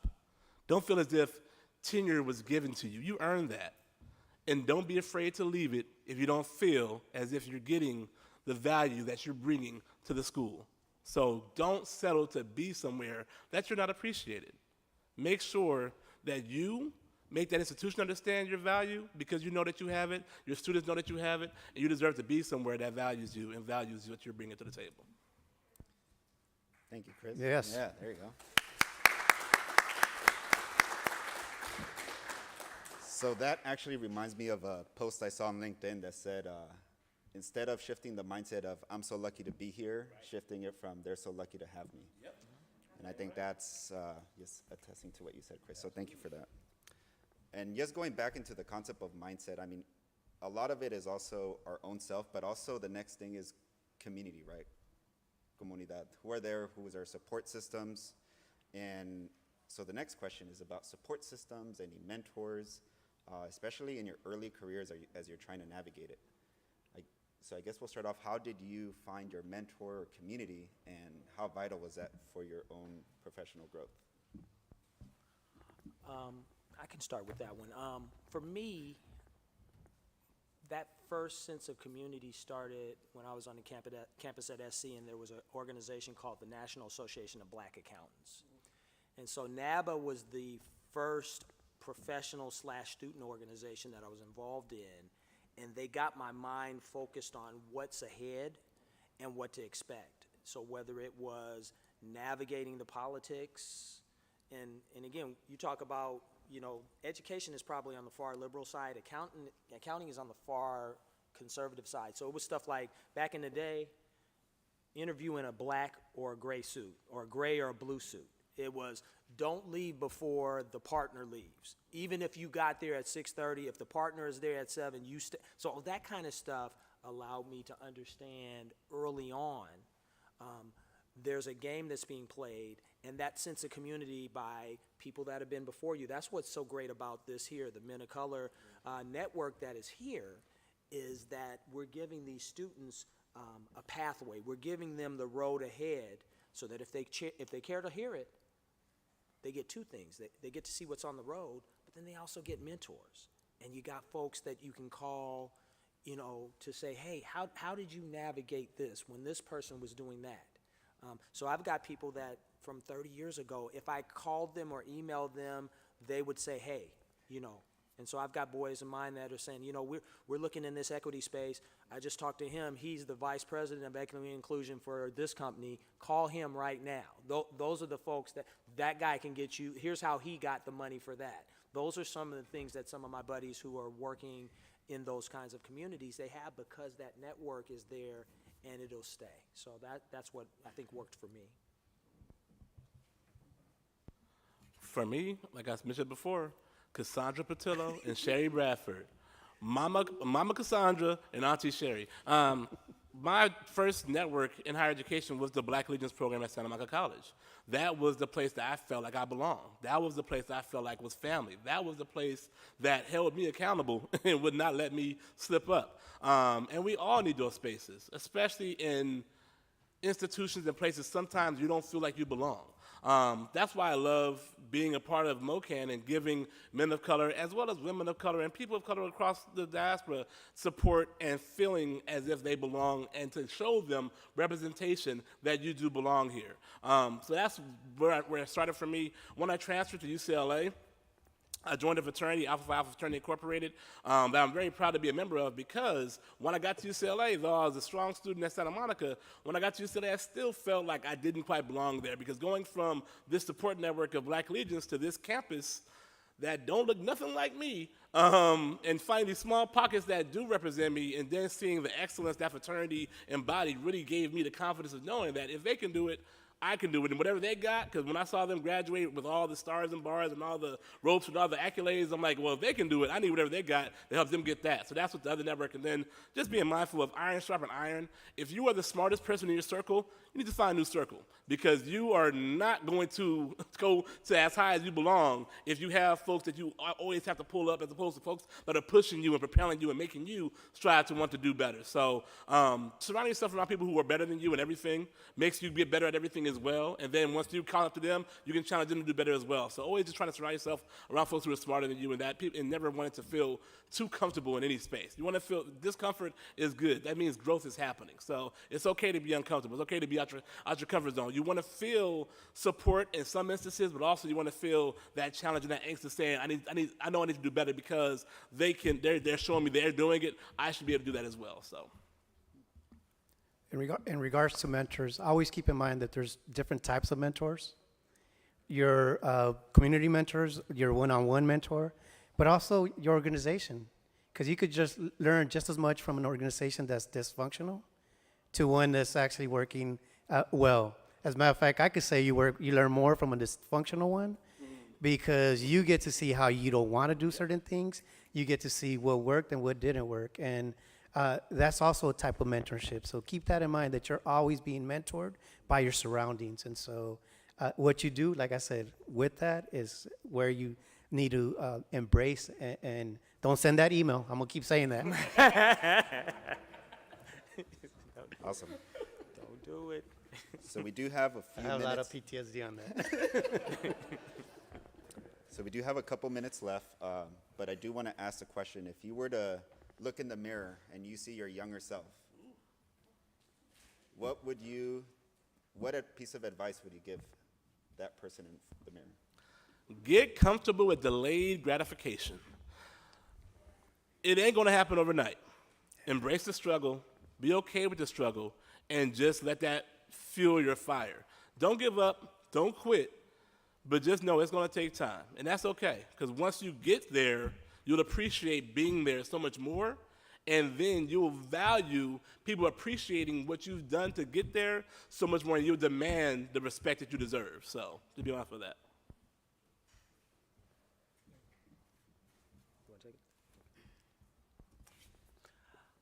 Rock, paper, I guess my thing would be, don't be scared. You know, oftentimes, and this is a spectrum of us, you know, some of us are risk takers. Some of us are in the middle. Some of us are conservative. You know, we're going to, you know, plot everything out. The decision that I made to go into education, it was a gamble.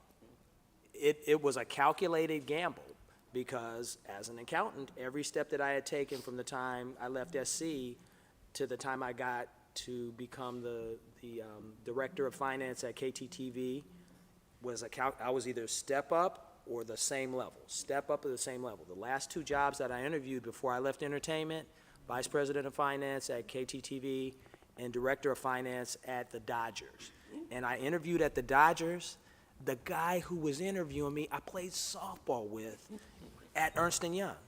But because I was interviewing for the other thing, I told him honestly, if I get the vice president's position, I'm not going to leave the company.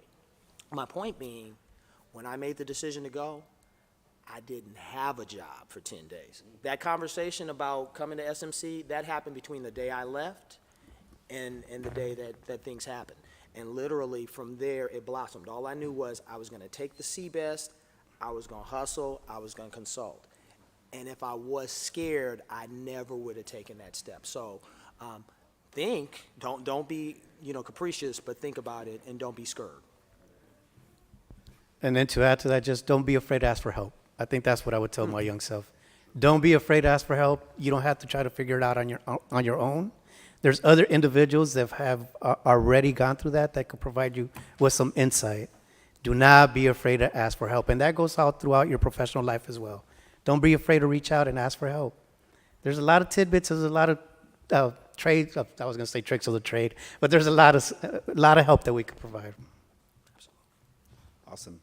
So in less than a minute, what is some final piece of advice you would give the audience?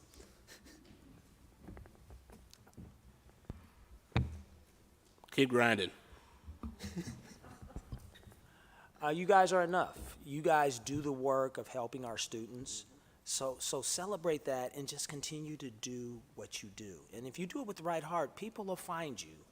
But as I said before, if in the place that you can't get the opportunity you need, then you move. But you are enough, so keep moving. Definitely, and don't be afraid to get out of that comfort zone.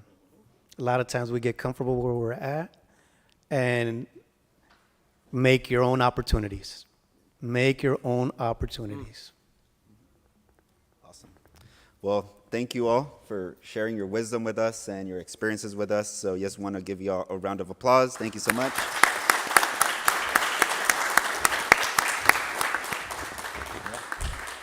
And thank you all also. Appreciate it. Okay, everybody. Sorry, I always have to put in my 2 cents in. Another thing I would share is to pay it forward. So the idea is that once you're in the system, to make sure that you step up and sit on those hiring committees, because there's not enough of us on the hiring committees to advocate for you right now. So please remember this, because we're stepping up for you guys now. Please pay it forward later. Absolutely. And then, thank you.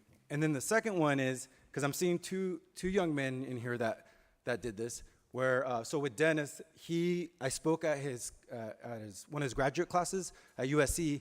Afterwards, he hit me up, hey, can I talk to you? Fast forward, we're good friends now, And I think that's what you need to do is just like, again, as I shared, take that risk. You're here in a conference with a room full of people that want to support you, so go up to them today. Make that first connection, and then make sure you follow up with them, because it really does play, a big role in your life. Another individual, Arshia, same thing. He contacted someone from one of his professors. They said, hey, is there anybody that you think I could connect with? She connected me with Arshia. Now we're friends, and I'm there to support him and advocate for him. So try to make that happen for yourself. So props to these young men for doing that, and I want you guys to do that as well. Yeah, thank you. So now you have a whole 5 minutes to take a walk, grab a drink. Please be back in 5 minutes, because we are going to have another amazing panel. So again, let's give a round of applause to this panel. Thank you guys, really appreciate it.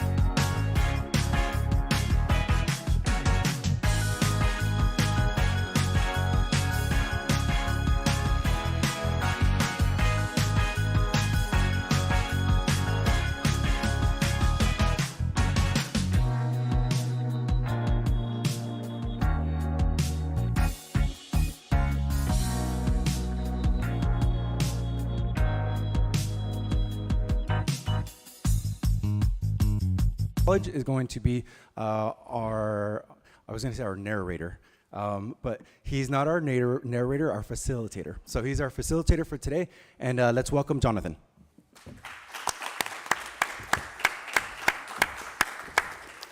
All right, hello? Can you all hear me? It's weird hearing through myself through a mic. But hello, everyone. So yes, my name is Jonathan Ng. I work at a few places.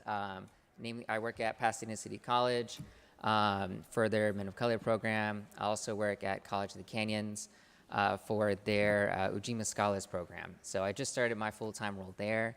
It's very exciting, and yeah, that's a little about me. So I want the other panelists to just introduce themselves, tell us a little bit about, what you're doing at your career, and maybe just a career highlight.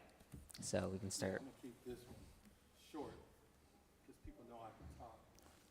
Lawrence Bradford, Vice President of Academic Affairs at Los Angeles Southwest College, born and raised South LA, come from a housing project, worked my way up to a doctorate at the University of Southern California, and I'm just on my mission, on my grind every day to get as many students through the system as possible.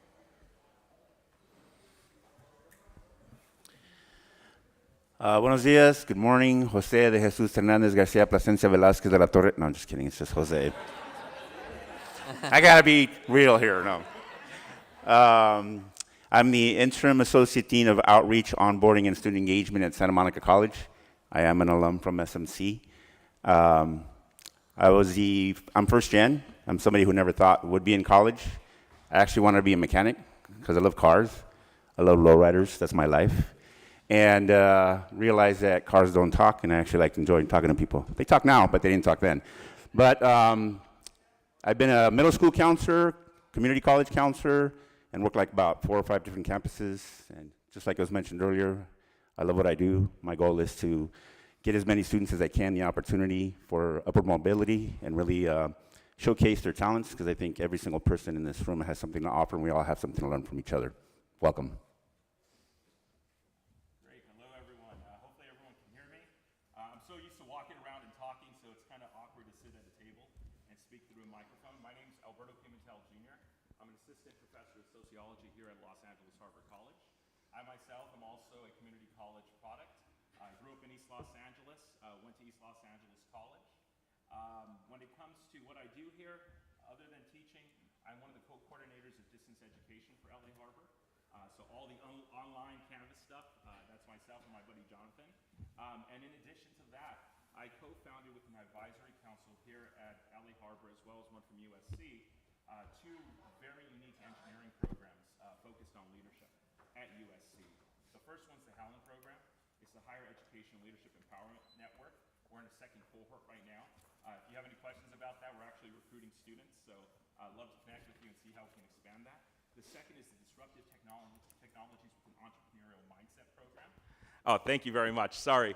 At USC as well. And that particular program introduces students to different fields of engineering. The Howland program actually gives students 2 units of USC credit that's fully funded. And so if any of you are interested in connecting on that, please let me know. I'm sure I'll talk about that more later on. And for those of you who are USC alums, fight on. Yeah, I knew we had quite a few here. Yeah.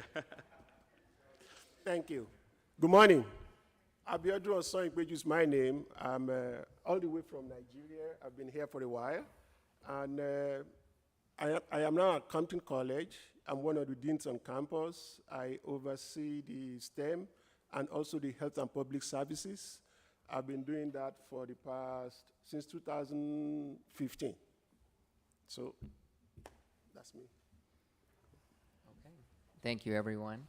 So today we're going to be talking about moving up the ladder as a community college employee, which a lot of us are here trying to do. I know myself, just new being in this role, there was a lot to learn to get to this point. And so we have all these well-established professionals here with loads of experience. So I just want to start off the conversation with that and ask, what were some of your most pivotal points in your early career that led you to where you are today? Can we start on that side now? We can start on that side. Okay, yeah, I can start that. My journey is kind of short. Like I said, I came over here a little bit a while ago. I started at Compton as a faculty member. I thought for 12, 13 years, I became the division chair. I did that for about 2 years, and then I became the dean. So it's been like going from the good side to we call it the bad side or the dark side. But it's been quite interesting. My experience as a faculty member, I believe, has kind of equipped me to be able to work in my position, because it allowed me to actually be able to see, as the dean, you are between the faculty members and the upper administration, which you have to find a way to navigate. And I think I've been trying to balance that successfully. My interaction with students, with faculty, when they come up with, issues, I'm able to go back to my faculty years and be able to move their issues forward and be able to, relate with my supervisor. So my experience is what as a faculty member, is what I didn't have any training as an administrator. I was lucky to have been doing my work, and I was given the opportunity to become the dean. So just that training as a faculty member, my relationship with my students, my colleagues, kind of trained me or prepared me to be able to, serve in the role that I am now. And I think I've been able to do a lot more for my faculty colleagues, than I even actually expected that I would do. So it's been a great beginning as a faculty member before becoming a dean. Awesome. So my journey's a bit different. I actually started in elementary education. So I worked with kindergartners and second graders and quickly found out that was not for me. I then transitioned to high school. I was a high school counselor. I was working at a Catholic high school, so I was an assistant director of admissions there. Bounced from there, went to UNLV, worked as the head of the Math and Science Upper Bound program at the University of Nevada, Las Vegas, worked with the two most challenging high schools in Vegas, came back, and one of my professors from Dominguez Hills contacted me and said, "Hey, I've been hitting up your cell phone. I'm calling your Vegas number." I'm like, "Dude, I'm back in LA. I got the 323 now." And we started talking. He said, "Get to Harbor College." I'm like, "Where the hell's Harbor?" I had never been. I'm from East LA. That we stay on that side, right? Coming to San Pedro area and all that. I was like, "There's a bridge?" And so he said, "Roll out to Harbor. There's an interview I set up for you for a sociology position." I said, "Okay, but I've never taught before." And so I came in and I met with the department chair, and he said, "You know what? Someone gave me an opportunity 20-something years ago. I'm going to give you an opportunity." And that was back in 2013. So I was working as a high school counselor and then a director of admissions and the director of financial aid during the day. And in the evening, I was teaching adjunct hours. 2018, I got hired as a full-timer here. And it's been a great experience. One of the things that I would say is, in addition to mentors, which I'm sure we'll talk about a little later, take advantage of every opportunity, especially when it comes to committees and your ability to serve on committees, because that's something I did as an adjunct. I quit my high school counseling job, which was secure. I was rising up the ranks there. Quit the job. I said, I want to become a full-time professor. Taught 3 classes at Rio, taught 3 classes at Harbor, said this position will eventually open up, and sat on the Dreamers Committee, the Curriculum Committee, the Assessment Committee, eventually the Faculty Hiring Committee, Academic Senate, all those different things. But exhaust every single opportunity, even if it's scary, right? Because those played a major role in my development, because people started to see me on campus. And when they start seeing you on campus, more and more opportunities are afforded to you. Thank you. Yes, the freeway flyer, something I'll never forget, right? That's how we break into the world. It's interesting how I ended up on this path, because as a community college student, I knew I wanted to be a community college counselor, and that's something that I strived for. But the opportunities were always a challenge. And so I accidentally became a middle school counselor. I remember when I was in college, I actually walked into a classroom in high school and walked right out. I said, no, this is not what I want to do, because I wasn't feeling it. But the experience as a middle school counselor was probably the best experience of my life, because it really grounded me, and it really helped me understand my student population. I never thought that I would be an administrator, as somebody mentioned earlier, going to the dark side. I'm trying it out now and trying to see what that's like. I was always fortunate to really just work hard at what I did and I loved. You know, there's always a lot of politics, there's always a lot of chatter, there's always a lot of envy, jealousy, what have you.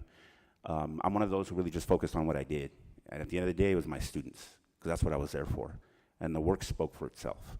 And it was interesting how all the work that I always was involved in, it was natural that people always looked at me to some form of leader, even though I never saw myself as a leader, right? Because all I cared for were my students, but I was delivering. And the opportunity came up. People retired. There was an opportunity to be a dean. And you know, one of the things that I was always proud of is people would always acknowledge of my leadership skills that I didn't feel that I had. Leadership skills that I don't feel I ever got any formal training for. So it was a time to really take that leap and let me try it out. So I ended up picking up the phone. There was 2 dean positions open, and I said, I want to try it out. I want the opportunity to really run a program. The first one, I was denied, but it didn't stop me. I asked for the second one, and here I am today. Interim Associate Dean of Outreach, Onboarding, and Student Engagement. And I'm really living up to the student engagement piece because that's how critical it is right now during the pandemic. And the crazy thing about it is I've been doing this remotely for almost 2 years, right?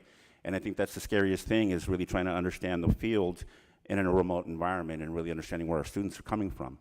But I think one of the things that I really learned was taking those risks.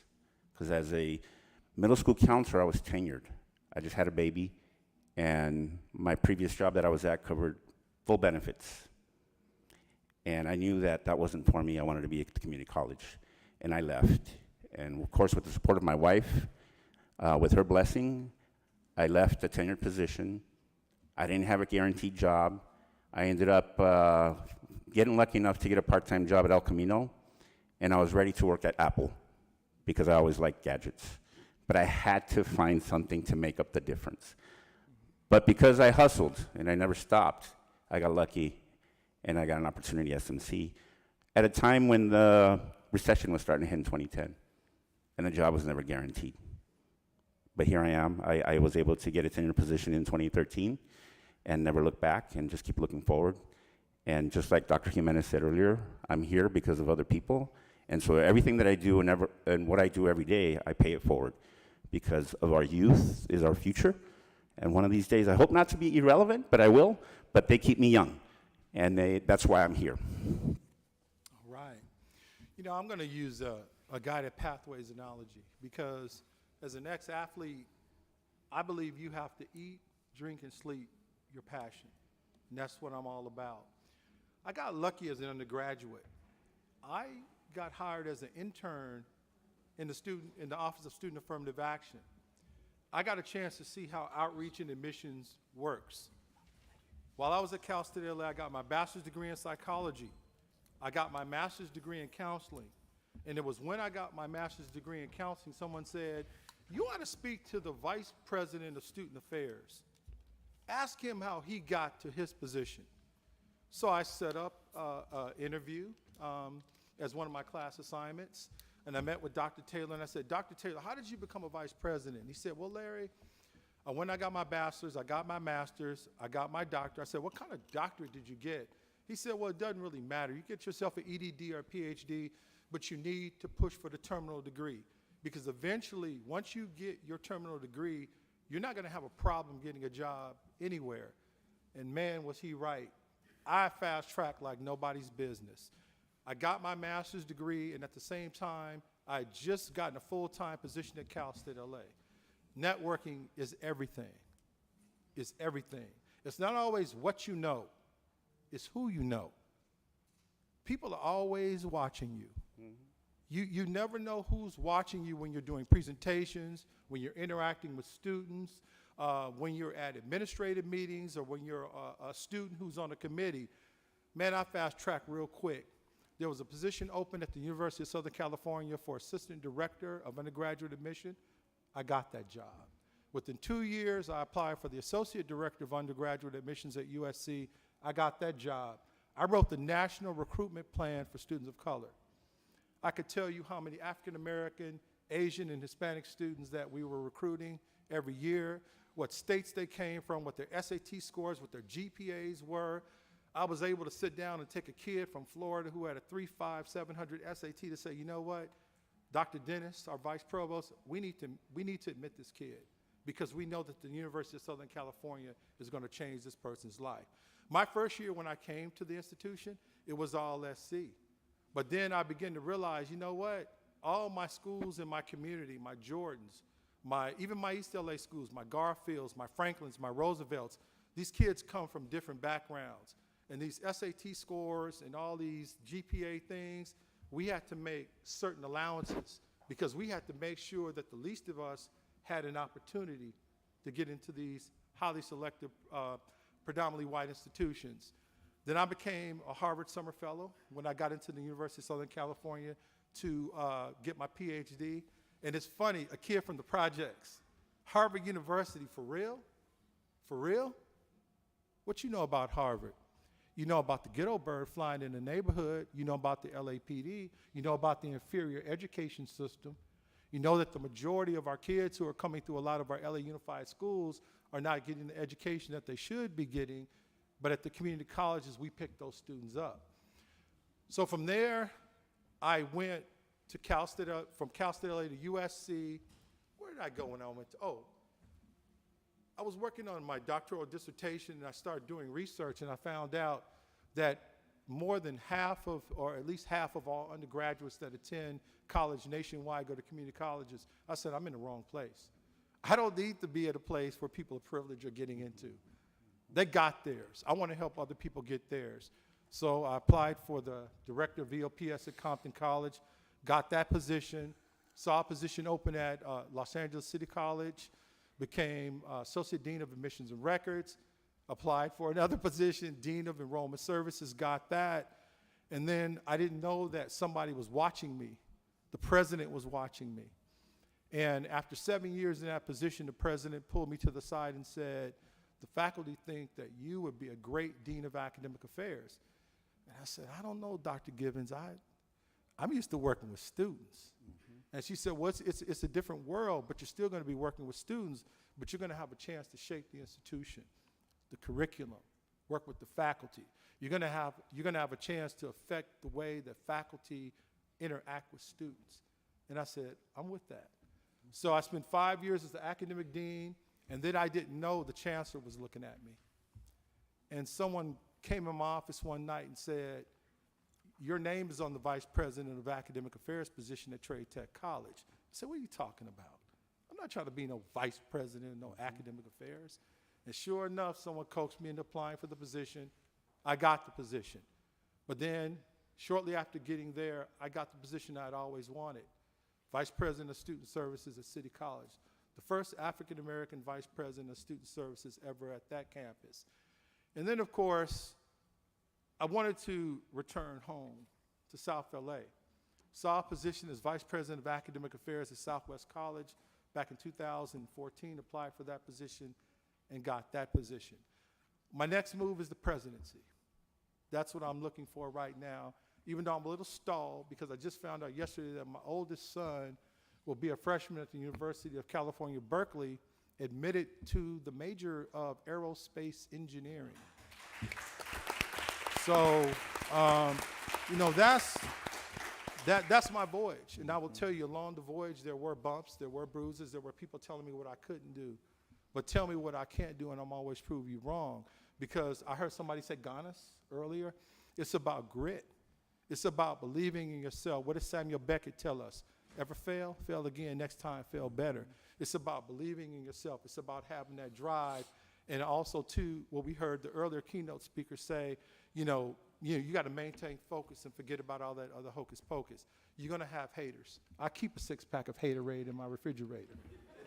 I hear, hey, man, why don't you drink some of this? Yep. So really, it's about believing in yourselves and the power of networking. I tell every freshman, meet 2 students in every class that you take so that when you leave that institution, you know somebody.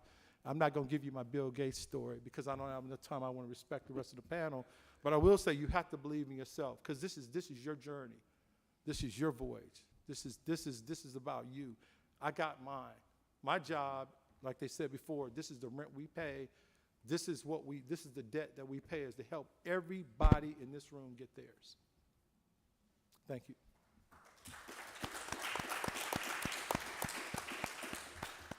All right, I have like 10 different questions brewing in my head right now about what I want to ask. But from what I heard, there was a common theme through all of your responses, and that was the idea of having a community of supporters, a network to help you advance, especially within higher education and community college. So I want to ask, when did you learn that, how important networking was, and what did you do to activate that and navigate that journey? I feel like I want to ask 4 questions. And I would say for the newer professionals that are here today, one of the worries I've heard is like, I'm afraid of networking in a disingenuous way, coming off as like this guy that just wants, this or that. Yeah. So how do you navigate that with that obstacle? If that makes sense. Mm-hmm. And anybody can start. Well, I'll just say this, be who you are. Mm-hmm. I mean, there's this theory about fake it till you make it. And we also talk about the Peter Principle, promoting up to your highest level of incompetency. You want to establish relationships and friendships. Networking is not just about, I haven't had a real chance to really sit down and talk to some of the people who I received their business cards today, but I can tell you, I will send them an email or I will give them a phone call on Monday. Hey, I met you at the Men of Colors Conference. Just following up, hey man, what can I do for you? How can I help you? Or what opportunities are out there? See, because my whole thing is this, I don't want people to be like me. I want people to be better than me. I have the resources. I'm where I need to be. I want to help you get to where you need to get. But I would tell you, you need to be yourself. There are different contexts that you're going to run into. Because the context of being at USC versus being at a Cal State versus being at a UC or in certain settings, sometimes you may feel less than, or you may feel like you have to be a chameleon. But we heard it earlier. Just, man, be who you are. Be who you are. And if people don't want to give you that opportunity, it's their loss. But you can't be scared. Cornel West tells us, you gotta take a leap of faith, man. You gotta take that step out there to take the choice. You can't stay inside. If you stay inside your house, you'll never see what's out there. You gotta talk to people. You gotta let them know how you feel. And also too, I will say this, because you are gonna have haters, you can't tell everybody what you're trying to do. Because sometimes you have people that will sabotage you. There are haters out there. So sometimes when you know what you want to do and you start working with folks, see how that works out. See how that goes.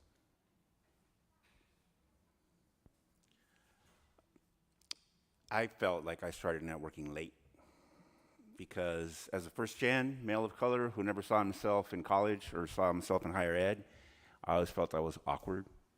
I always felt I was socially awkward. But one of the things I realized, the things that I was afraid of were the things that were in my head, because we have all gone through so much more that was scarier, that we've survived, that we don't ever stop and acknowledge and recognize those challenges that we come through. And it really does come to being authentic. And that's one of the reasons why I'm here today. And that's actually really thankful for Dr. Jimenez's MOCAN on the campus, because I remember what it was like to be that student who felt like he didn't belong. Academia was just, I struggled with books, right? It wasn't in me, it wasn't in my blood, and I didn't think it was in me to be in higher ed or be an administrator or be even a faculty member. But what I realized, that's exactly where I needed to be, because I was exactly representing the students who are struggling to be in those spaces, and why I'm here today to share my story, because I am as real as you get. I will never forget where I come from. The poorest kid in my neighborhood, one of 4, the only one who went to college.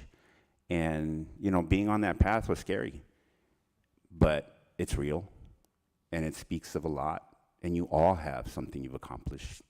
And it just starts with, Kiwale, hello, right? It's simple as that, because you're all here for a reason.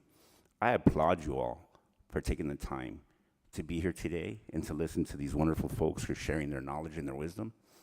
But I'm more anxious to learn from you. I'm more anxious to learn from your drive. I'm more anxious to see what your goals are and what your dreams are, because you are the ones that are paving the way for tomorrow's youth. And I encourage you to continue to explore opportunities like this and put yourself out there. Just the fact that you got out of bed and showed up to an event. I hate wearing ties, right? I've always struggled. And I used to prevent myself from going to these things because of how I would dress, because I felt like I did not belong. But eventually I got over it. This is me. This is what you get. Like it or leave it. I love who I am, and I love what I'm doing. And that's where I want all my people to get to. Gracias.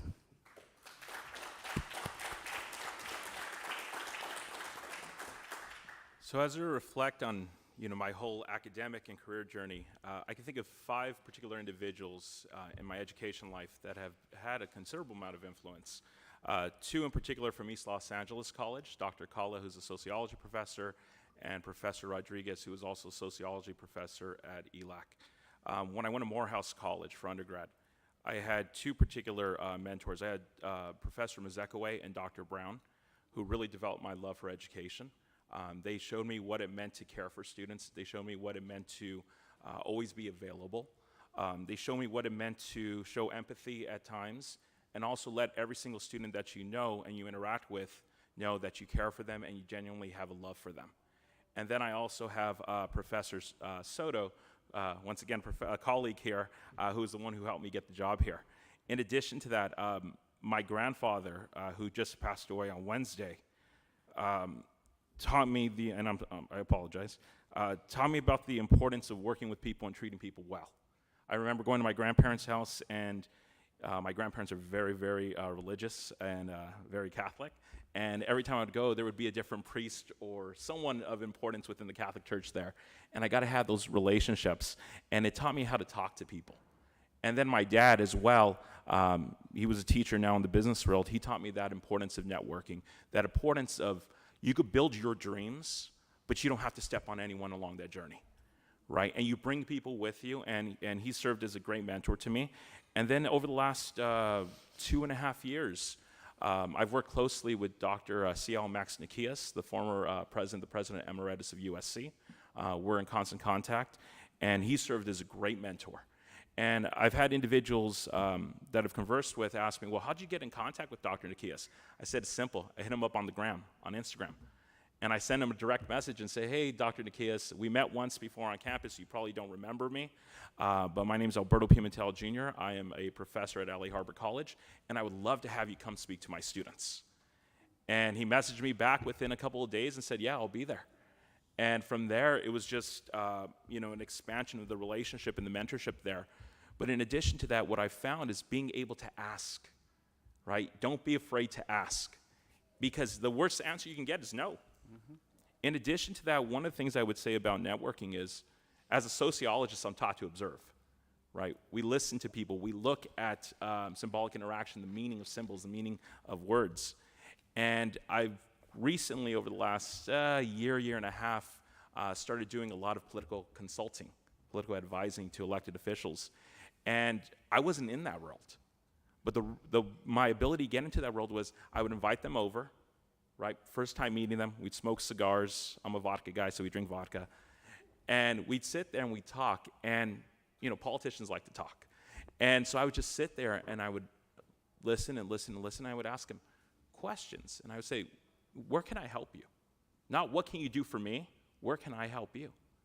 And what eventually happened is that network of political contacts expanded and expanded and expanded, because I was always willing to help individuals, especially when it came to education initiatives, right, and providing my expertise in certain areas. So I guess the moral of the story is, don't be afraid to ask. Take that leap of faith. Don't step on others on your ladder of success, and listen and observe. Because when you listen and observe, people start to respect that, and they start to say, hey, you know what? This guy's not in it for himself. He's in it for the community. He's in it for the students, whoever it may be. Thank you.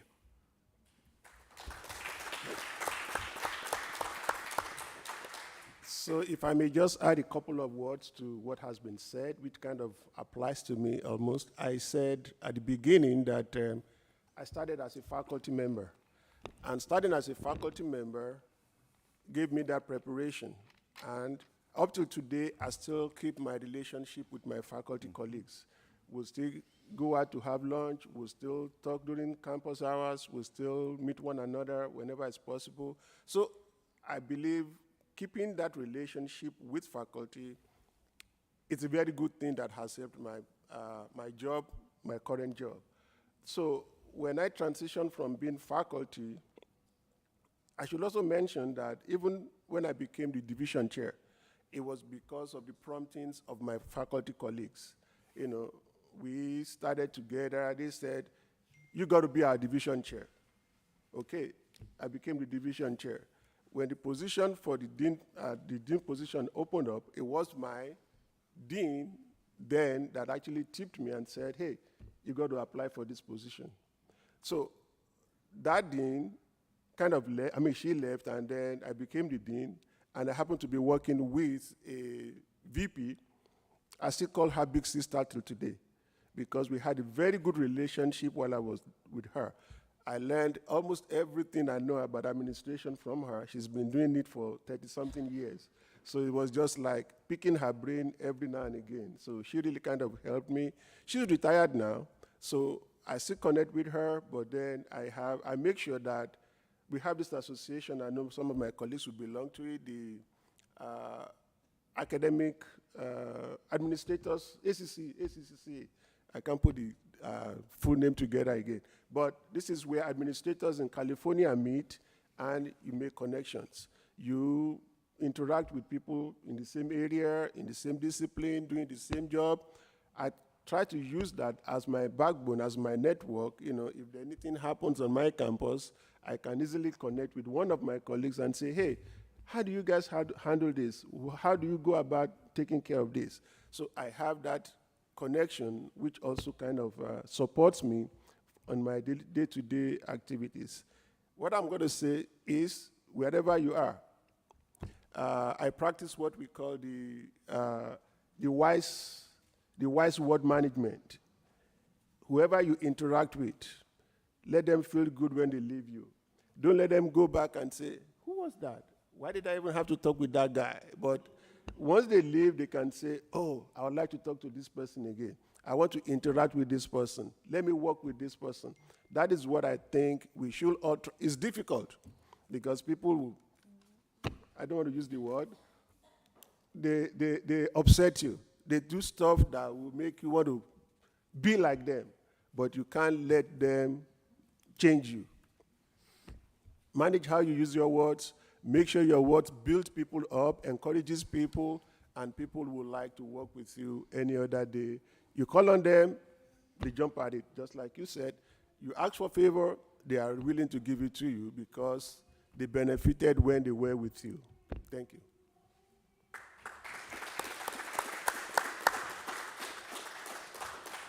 Thank you so much. I actually just quickly want to share a networking story as to actually why I'm here today. And it's a big thanks to Dr. Jimenez in the back.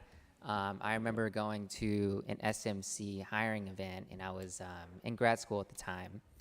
And I can't remember exactly what he said, but it was something like, informational interviews are really important, but I bet nobody in this room is actually going to do that today. And I just kind of looked, and I was like, that's going to be me, you know. And I ended up, you know, talking to him, and you know, we formed a connection, and, you know, we started working together, and he saw like the drive and what I was trying to do, and like it wasn't something that was disingenuous like at all. It was something that I think that was very straightforward. And one thing led to another, and now I ended up on this executive board, part of MoCon, doing this with you all. So I'm just really happy to be here today, and that's a success story for me. So.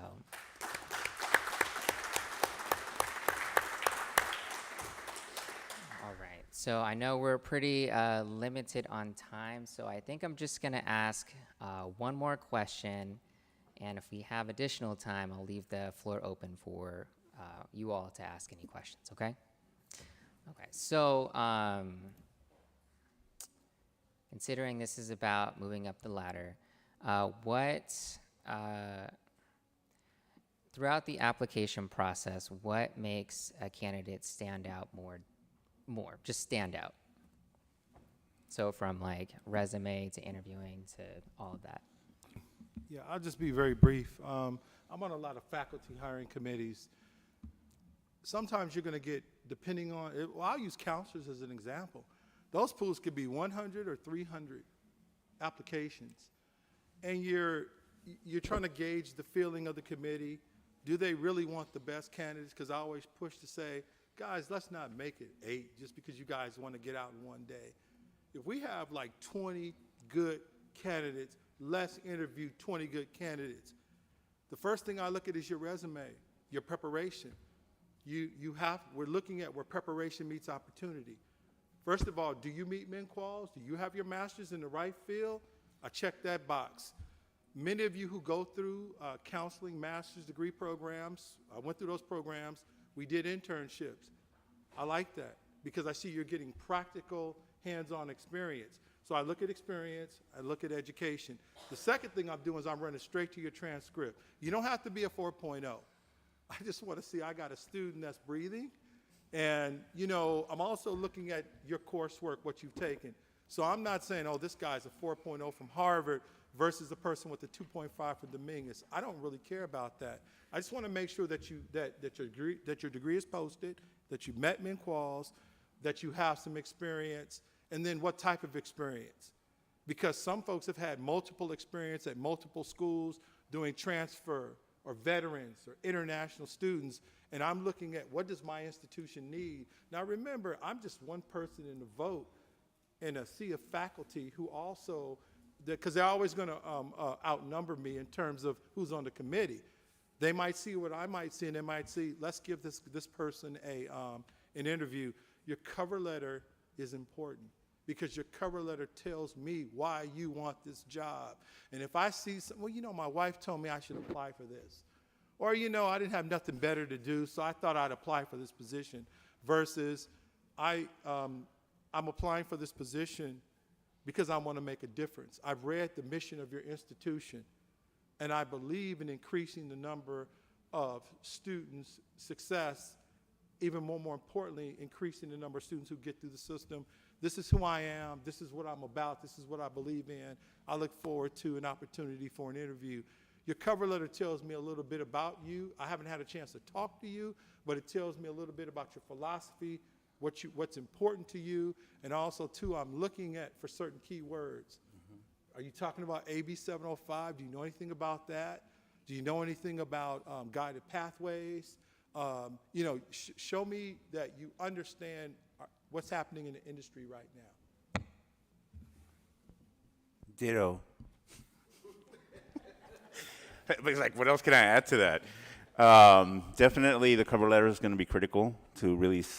What's the best way to sell yourself? You know, I've helped others when they write, and sometimes the mistake is giving a resume of what you've done in your cover letter. What I do like about the way we do the hiring process, it's a faculty, you know, it's a committee. So there are a lot of individuals who are looking at it, so some will see one thing, some will see another. It's really how authentic can you be in your message that you're telling in your letter and using that real language that identifies who you are. You know, the rest of it, and also I also recommend try to remove as much fluff out of that as you can, because sometimes I've seen pages that are 3 pages long for a cover letter, and the one that was really extraordinary is when they provided a headshot too.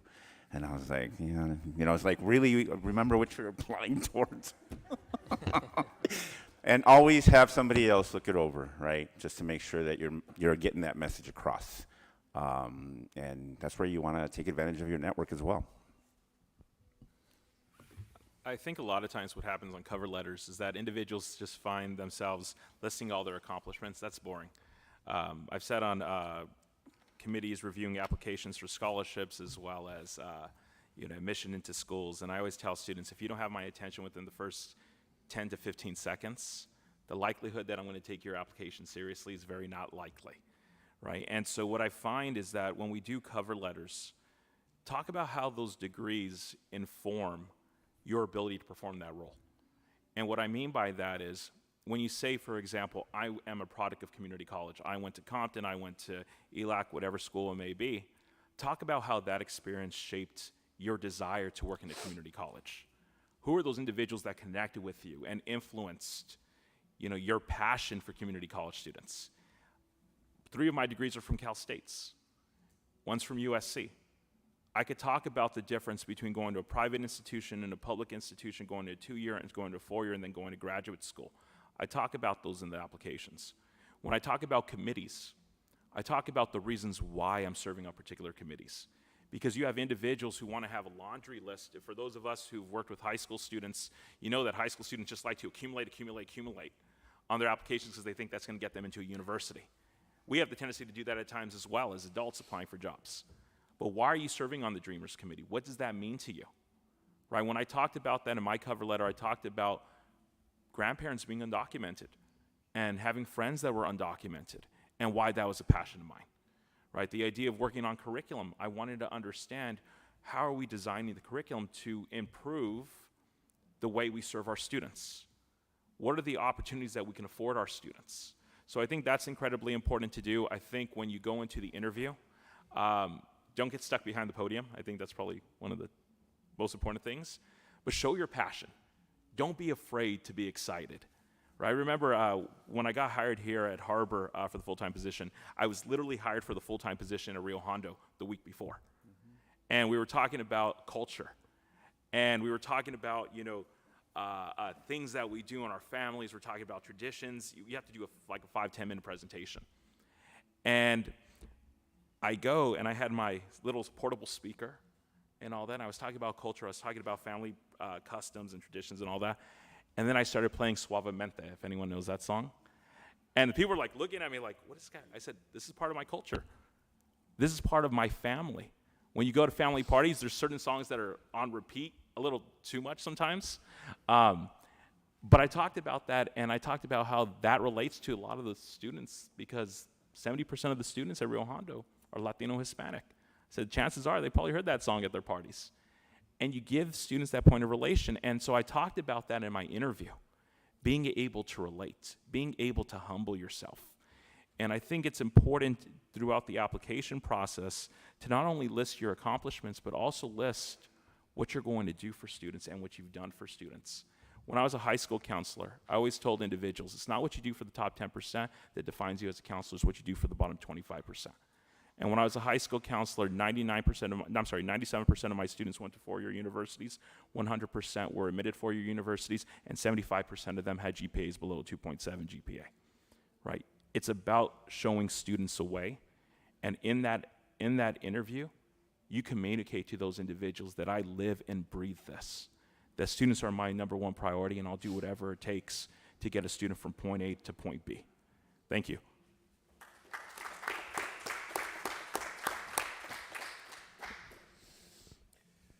Yes, I'll just add that when I'm looking for a candidate, all I want to see is integrity. I value integrity very much, that I don't see that in your interview. In the first 15, 20 minutes, I'm gone. You prepare a very good resume, cover letter, everything submitted, not even looking at the grades and all that stuff, but whatever you put on your resume, on your cover letter, I want you to come there and show it to me. You can do this, you can teach from here to forever. Make sure that you meet up that description that you have on your resume when you come face to face. Show your passion. Show your connection with your students. I do this for my students. You need to come and tell me how you do that. You have 5-10 minutes of teaching to do. Come there. Let me see how you will handle your class right there. If you can do that, you are my candidate. integrity, number one for me. That's it.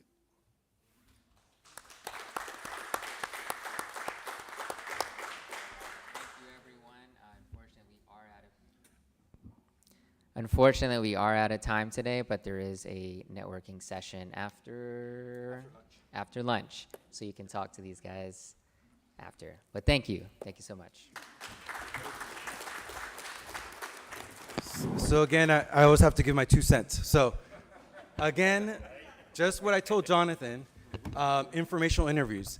So make sure right now that you think of who's that one person that you're going to do an informational interview with in the next 2 weeks. You know, think of that person and get it done. Like I told Jonathan, you're probably not going to do it. I hope you do, but the reality is, unfortunately, that not enough of us actually follow up with those types of things, and we lose those opportunities. I really want you to do it. That's why I'm challenging you and kind of saying you're not going to do it. But again, my optimistic side is yes, you'll get it done. But please, please, informational interviews are key, because he reminded me that it was really interesting when we were hiring for the Men of Color Action Network position, that Jonathan was one of the first people I was like, I want that guy. Unfortunately, College of the Canyon picked him up full time. But I remembered, hey, he took the initiative to reach out to me, and I'm like, that's who I want. You know, so be that person. And then number 2, it's kind of a crazy full circle moment right now, but make sure that you apply. Apply, even if you don't think you're going to get the position. I'm saying it's a full circle situation right now because Dr. Bradford's wife was the one that told me, because the position I applied for was for a Black Collegians position. And I told her, I'm like, there's no way I'm going to get a Black Collegians position. There's no possibility. And she told me, she's one of my mentors at Santa Monica College. She said, Paul, apply. You never know. You just never know. And I just remember going to that final interview, and my 2 colleagues, you know, that I was going with, like the 3 of us were interviewing, I was like, man, there's just no chance here, you know? And you fast forward and you find out that all 3 of us got the position, you know? And it was because, at full circle, Dr. Jeffries here, our president, and she decided to fund all 3 positions. So talk about full circle. I have my mentor's husband here. I got our president who gave us the funding. I'm like, my mind's like blowing up right now, you know? But now I know I'm the way of you eating lunch right now.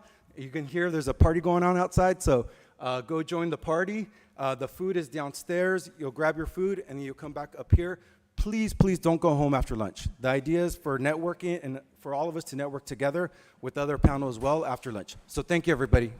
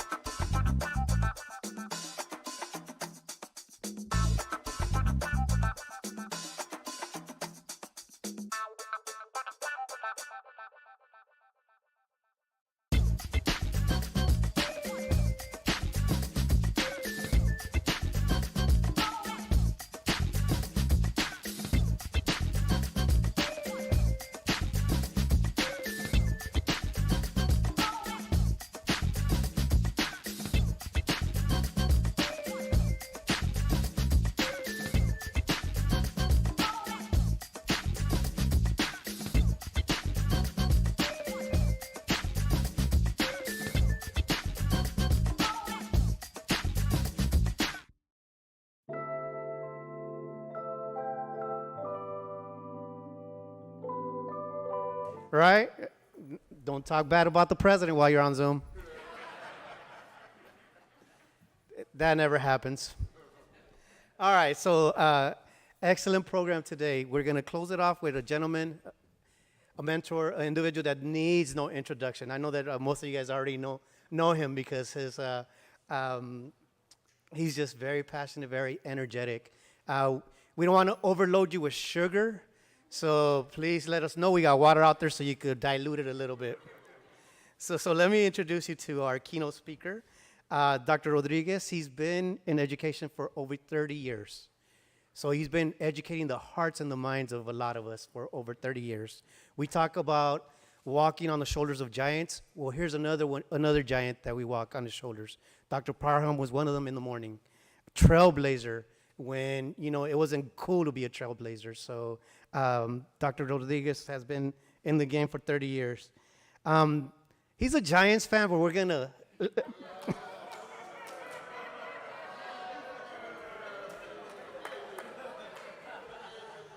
But we're going to forgive him for that because he's done a lot of excellent work in the community.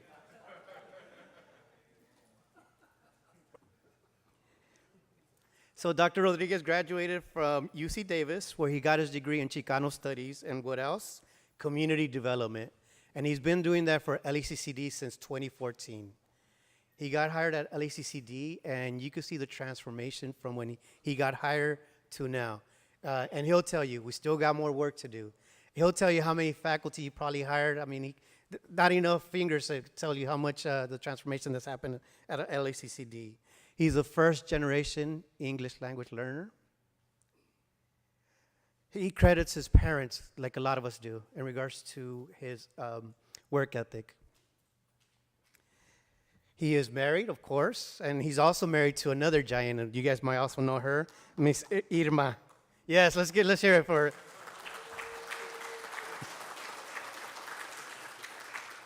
For those of you guys that are EOPS trained, you know who I'm talking about.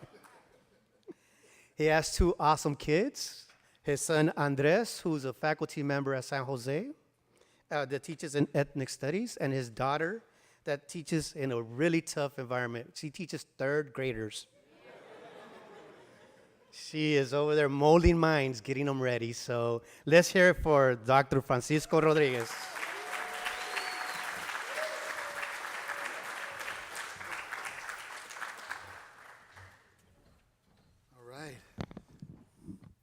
It's about to get funky in here. No, thank you very much, Dr. Dorado. Warm introduction. I had a lot of interesting, fun things on my calendar this week, but I circled this one. In my mind, in my heart, in my espiritu. I said, I'm going to hang out with some brilliant men of color and the hermanas that support them. That's what I said. So, if there's an opportunity for me, I clear the way. Dr. Dorado put this on my calendar a long time ago, and I said, I will be there. I will be there. It's first and foremost as a formal demonstration of respect to each one of you, to the men and women who are here, to those counselors, advisors, faculty members, administrators, support team, all those who have laid hands, hearts, and minds on these men. I thank you. I'm your peer. I come in a spirit of service, a spirit of solidarity, and also, I think, with a heart full of incredible optimism for our future that lies ahead here in the Los Angeles region. And I understand there's some people from the IE here as well and other parts of Southern California. We welcome each and every one of you that's here. My story is a simple one. A simple one. One is I had strong women around me and strong men around me. Think about that for a minute. How many of us don't have that or didn't have that and had to break through in households or environments, schools, classrooms, colleges, and universities where you were the only one? And so many of us in this room are celebrating firsts. First to go to college, first to graduate, first to get a master's, first to get a bachelor's, first to get a high school degree in my family, first to get a doctorate, first to get a professional job that wasn't labor, first to move out, first to go to college out of the area, first to receive a scholarship, first to get married and hold down a marriage. No simple thing. No simple thing. You know my wife, Irma, we've been married 34 years. She says, honey, 30 of the best years of my life. I said, what? The first 4? The last 4? You know, so, no. I don't know. No me dice. If you know Irma, she won't tell you. But here's the important thing today, gentlemen, and I'm going to really tailor my remarks to the men of color who are here, to our audience, to our most precious asset, and all of us who support you around this, is while we may be in an environment of first, today is about determining that we won't be the last. Today. That is. That you won't be the last. It is incumbent upon us who have degrees in hand, who have this education in front of us, who are in the privileged positions of influence, authority, responsibility, resource allocation, curriculum development, scheduling counseling hours, hiring adjuncts, building departments, running programs, writing and implementing grants, running colleges, running districts.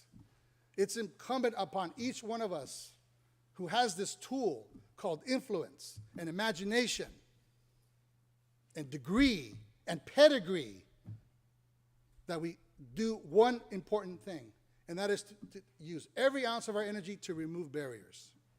Because right now, the environment that we find ourselves in is full of impediments. If you don't like the student success outcomes at your particular college, that's an outcome of something that's not working. If you don't like the success rates, graduation rates, persistence rates, degree rates, completion rates of certificates and whatnot, that is a symptom of something that's not working. So in addition to determining, and this is for us administrators for a moment here, what it is that we will do to improve that, systems, hiring, resources, the more important question I would challenge us is to think about what we stop doing. Because we like to add more and more and more and leave the junk that doesn't work hanging, alive, breathing somewhere that's taking time, talent, resources, space, energy from our environments where we could be redirecting them till we know what works. This idea, what should we do? I'm tired of that question. We know what to do. The bigger question is, do we have the political will, the might, the support, the audacity, not just to call ourselves educators, but the audacity to change our institutions and to call out when injustice breathes on our campuses, to call out when racism prevails on our campuses, to call out when sexism wreaks havoc on the climate of our institutions. When all that occurs, it impacts the success of students. Because look at the organizations, colleges, universities, private, public, small, large, that are doing really well. The component that they have is that they have aligned purpose and mission and vision and leadership to resources. And they've aligned this expectation that all ships rise. There is no bifurcation between academic affairs and student affairs. There is no bifurcation between administrative services and student affairs like there is now. So I am of the contention that the majority of challenges that we have are self-inflicted. And we as educators, either we change those or we become passive agents of perpetuating sameness, which has led to poor outcomes for our students. So today is a challenge to those of us in this room who are in responsible positions with degrees in hand, to look around left and right and to say, how can I better serve these men and women at my institution? That's what this is about. For so many years, we were challenged to get inside of the room. We were challenged to be part of the narrative and conversation. We were, frankly, systemically excluded. Now, while there aren't as many of us as we need to be, because in my view, the administration, the faculty should mirror the beautiful, rich diversity of our students. And in very few organizations is that the case. Why is it that most of the black and brown folks are the custodians and maintenance workers, lower level staff?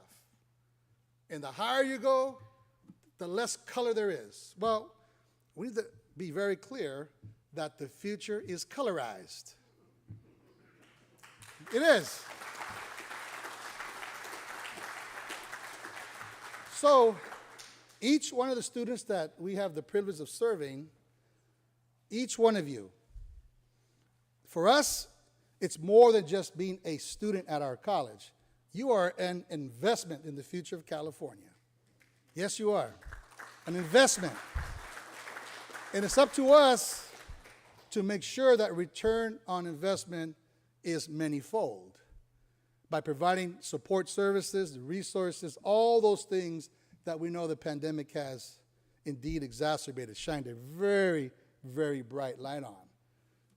So our responsibility is to serve you, to support you, to challenge you, to make it not difficult, but to make it challenging so that you could extend your brilliance, extend your reach, maximize your influence. And the first place it starts is right here. To disregard, take away, put a cap on those images, the narratives, the negative stuff that is manipulative and can cause you to believe that you're not brilliant. Your brilliant self, students, is waiting to burst, my young brothers. It's waiting to shine.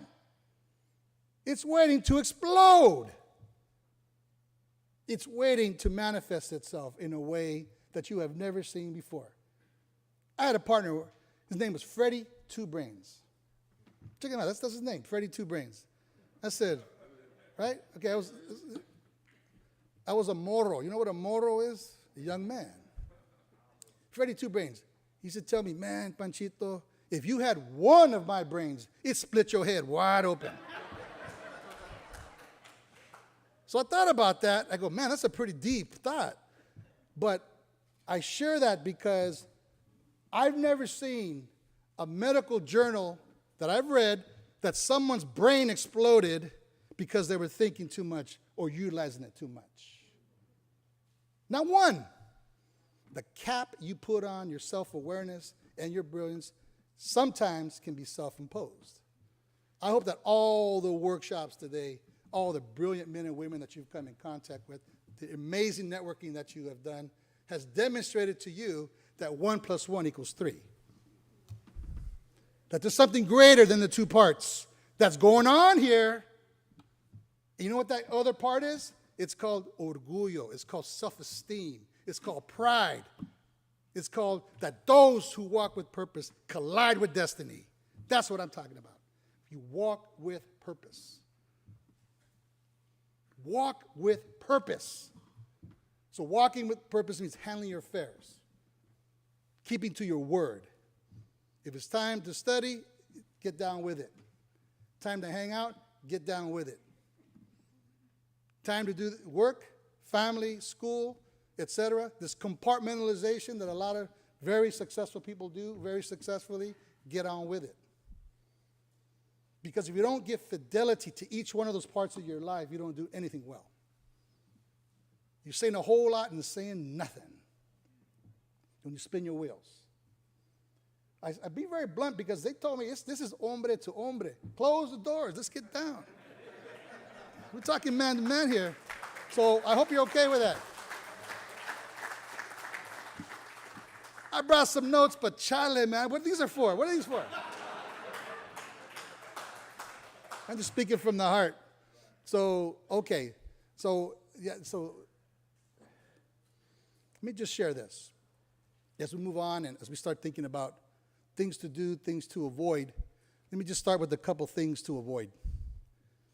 You're getting tips throughout the day, and as I celebrate those who have now organized 4 years of this Men of Color Conference to uplift this glorious ambition that we have to support, grow our own, and to coalesce as men of color, and to tell each other, I stand with you in solidarity, because when you succeed, I succeed.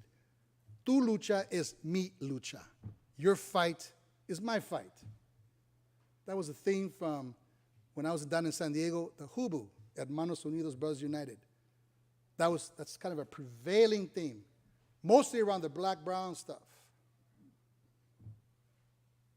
that we have to call out and say that's not going to happen in our community. When we start fighting black, brown, black, Asian, black, Indian, Latino, I mean, all those cross-sections, and we destroy ourselves, destroy our ambition, destroy our communities, that is painful. And what I'm here to suggest is that that is a false narrative. Poor people, brown people, black people, people who are from underserved, minoritized communities, however you prefer to describe them, we share a history of exclusion, a history of racism, a history of sexism, a history of being relegated to indentured servitude called low-paying jobs, a history of being excluded from the most elite universities. And I was so happy to see that the CSU has done away with ACT and SAT for good. For good. Finally. I've been a critic of that for a long time. I remember writing an op-ed in 1992 on the SAT at the University of California, how bunk it was. I said, the brilliance that I see is not manifested through a standardized test. I said, where does grit come into play? Where does resilience come into play? Where does heart come into play? Where does ganas come into play? Where does I want this, Dr. Rodriguez, more than anything else? That kind of fortitude that I've seen students have over and over and over. Whether it's the lean in, whether it's the look, the gaze, whether it is just a sense of self-awareness, those things cannot be measured on the standardized tests. That is a high-stakes environment that so many of us do well in. And I tell you what, in my profession, moving all the way through, you don't need a standardized test to demonstrate anything. Give me a person who's willing to work, willing to learn, willing to grow, willing to share, willing to be generous, and I'll take that person. So I share all this because do not believe the brown, black, Asian, Latino, all that kind of nonsense. We share a common history. We share a common history of poverty. In some cases, intergenerational poverty, intergenerational incarceration. Why is it that the state of California has indeed built over the last 20 years, think about this, state priorities, 22 prisons with thousands of seats and one university, UC Merced. And that inmate costs $50,000 to $120,000 a year. At LACCD, we have $5,400 for every full-time student we serve. Think about this, a ratio of 10 to 20 to 1. Isn't that a better investment to the community colleges, to the K-12, so that we don't have to fill our prisons with 80% of people who don't even have a high school diploma, who are filled with brown and black men, and they're all poor, all suffering some kind of mental health. All have believed that they are not worthy. They're not college material. That's why our district is going to get after all that work, all those resources, to work with them before they get out and to welcome them to our colleges when they get out. That's exactly right. We are. And we are unapologetic about that. These are members of our community. And we will look at them as worthy individuals who have the capacity to learn, to grow, to contribute.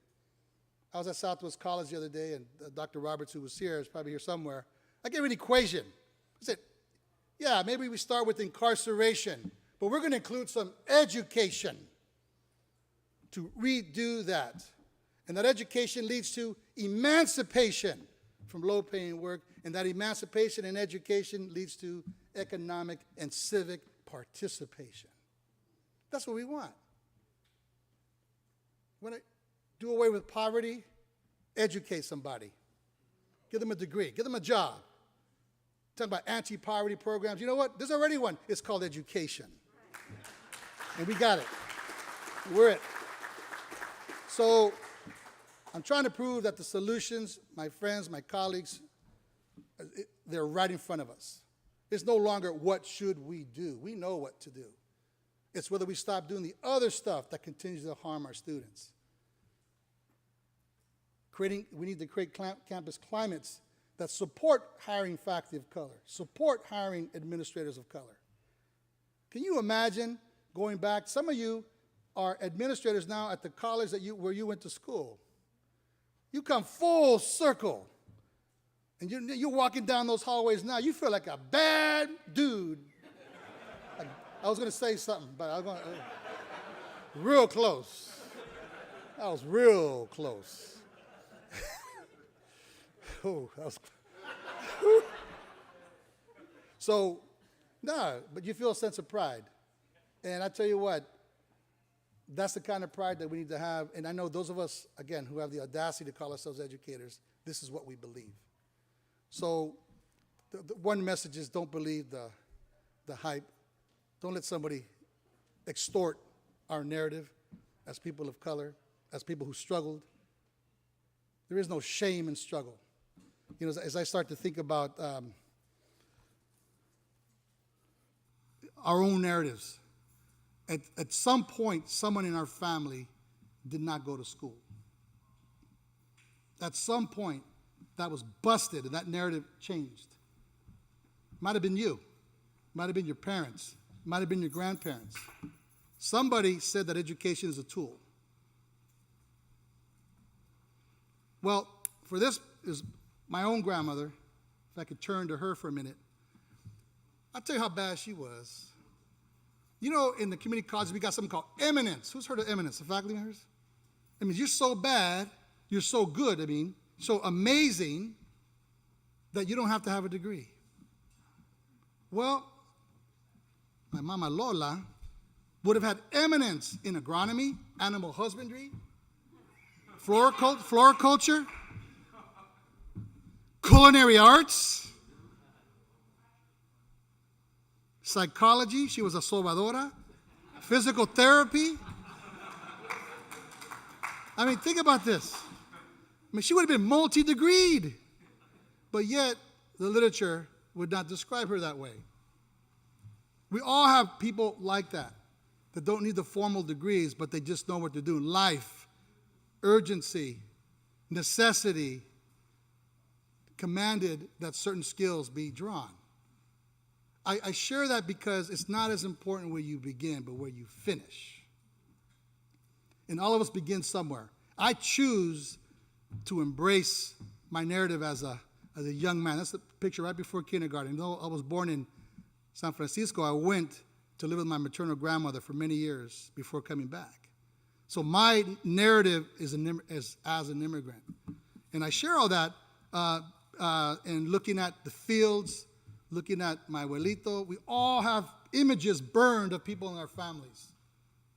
I choose to draw strength from those images.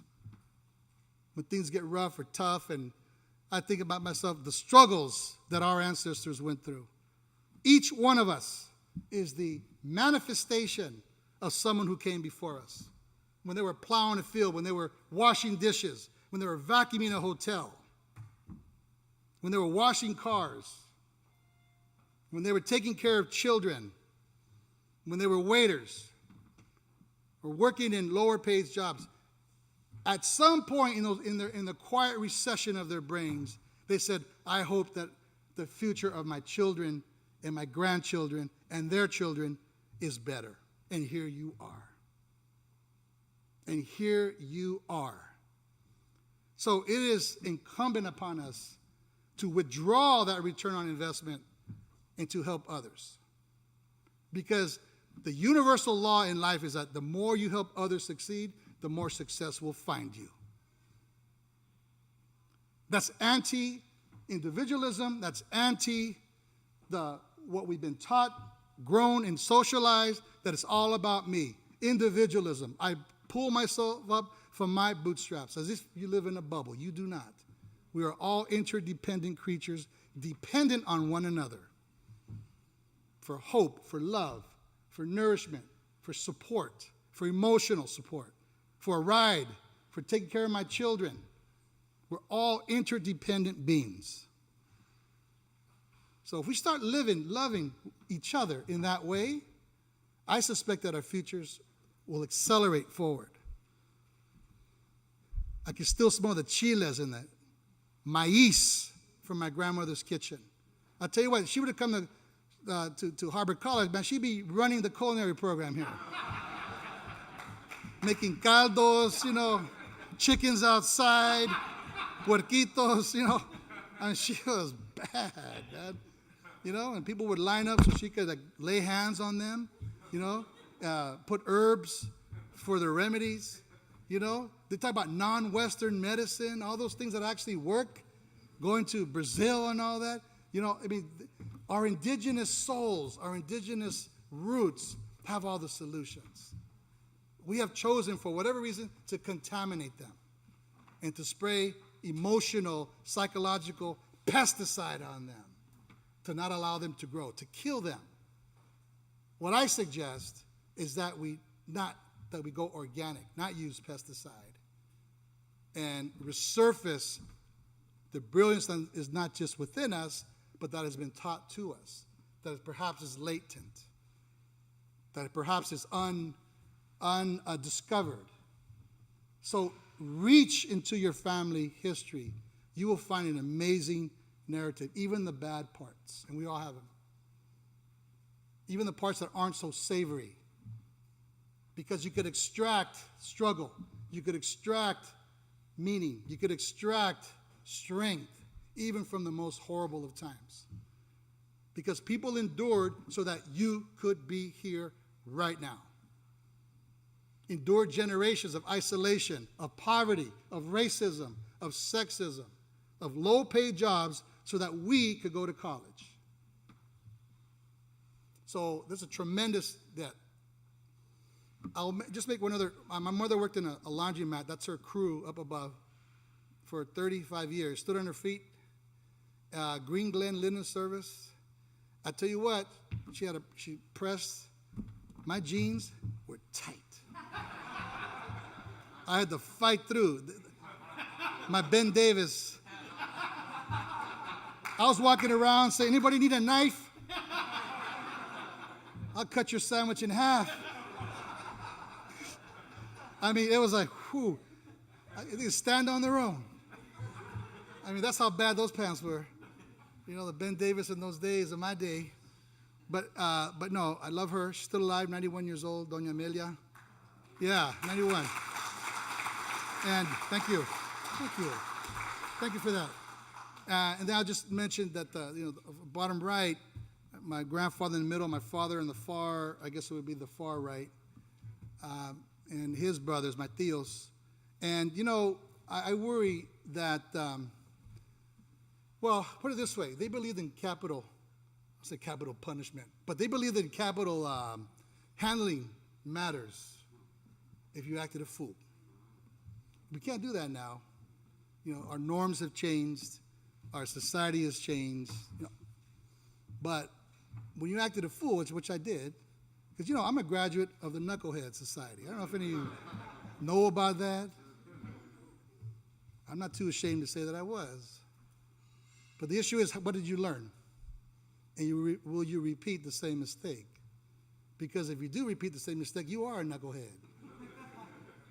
So I share that from the standpoint that it's important to have men hang out and mentor other men. Now, the sisters too, of course we embrace that, of course. the majority of the education profession are women. They're not necessarily women of color, and that has to change. But there's something important as a powerful tool when men can talk about men, about our vulnerabilities, about sometimes it's okay to say we don't know, that we don't know how to do something, that we're scared, that we're afraid, and whatnot. And that's not easily done because we're socialized to always have the answer, to always be strong, to be unemotional, to always figure it out, and to not be vulnerable. I'm going to suggest to you that that damages our mental health. When we're not clearly conscious about our limitations, and we're not clearly conscious to even know to ask for help. Somehow we have been conditioned that asking for help is a weakness. But it's not. Asking for help, assistance, is actually a great sign of self-awareness. Self-awareness, because if you reach out, you will probably be helped. The problem for most men is that they don't reach out. I'll handle it, it'll go away. One thing I learned as a young man, every time I waited to deal with the problem, it got worse. It got worse. It'll go away. It did not. It got worse. This little pimple here, now it's all over my back. Take care of it. One thing, leads to another. So asking for help is indeed a sign of strength, of self-awareness. So I've talked about this. These are the characteristics. What does that prepare you for, being an English language learner? To struggle academically because of my language. My dad went to the 5th grade, machinist, union work, San Francisco, and he's still alive. The brother's 96 years old and still talking smack. Pops is talking. He said, mijo, mucho weedy. He moves his hand. When he talks about this or that, he can't say that word without clipping his hand. So I listen, right? See, papa. We ate government cheese. I talk about the quesadillas that were dope. Thick old cheese. And I thought I was a part of the Knucklehead Society engaging in self-destructive behaviors because I didn't know myself and I didn't love myself. I didn't. And the highs or whatever you want to call it that I was experiencing were temporary. And the lows were horrible. And that happens in our community where we self-medicate with substance or with alcohol or with behaviors that are not right, with behaviors that we have normalized, with behaviors that sometimes are seen as, all right, conditioned socially in our communities. They're not right. They're not okay. And it's self-destruction. When our communities are filled with drugs and violence, some of it self-imposed, some of it induced, whatever the case may be, those are some of the neighborhoods that our students come from. For so many of our students, our colleges are the safe, neutral place. Our colleges are the place of safety, the place of psychological safety and physical safety. For some of our colleges, it's where they come to eat. For some of our colleges, it's the people, hanging out with folks who have a similar goal or ambition. Others who want to graduate. Our colleges are sanctuaries for so many of our students, and we ought to treat them as such. Each should be a Taj Mahal, spotless, clean, professional. Everywhere a student turns, it should signal that we care and that they matter. Everywhere, from the bathrooms to the libraries, from the sidewalks to the parking lots. Each inch of that campus should say, you matter and we care and you're going to succeed here. Every inch of it. And if that's not the case, we're not doing our job. I'm calling us out.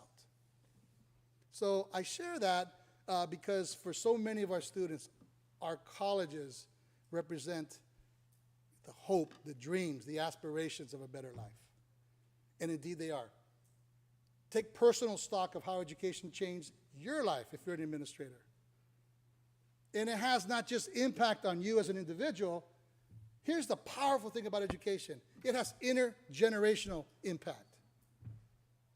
Your family's life, your life will never be the same. It can be improved. There's no greater determinant of social and economic mobility than in education. No bigger thing. And our job at the community college is to say, you know what, we're proud to accept the top 100% of the graduating class. Every single one of them has a place in our colleges. Every single one. And we do so without exception and without apology. So let me move on here. How are we doing on time? Am I over? Should I wrap it up? Okay, all right. Keep going? All right. We can stay here a while. Close it. Close la pinche puerta. Ciérrala. So, excuse my language. Obviously, I'm very relaxed. Let me just share some images, and I'm going to zip through these, and then we'll wrap up, because I know we all got things to do. But I'm going to suggest to the men who are here, the reason we're here is because of you. And I'm going to suggest to each one of you that find your happy place. You've heard that phrase before.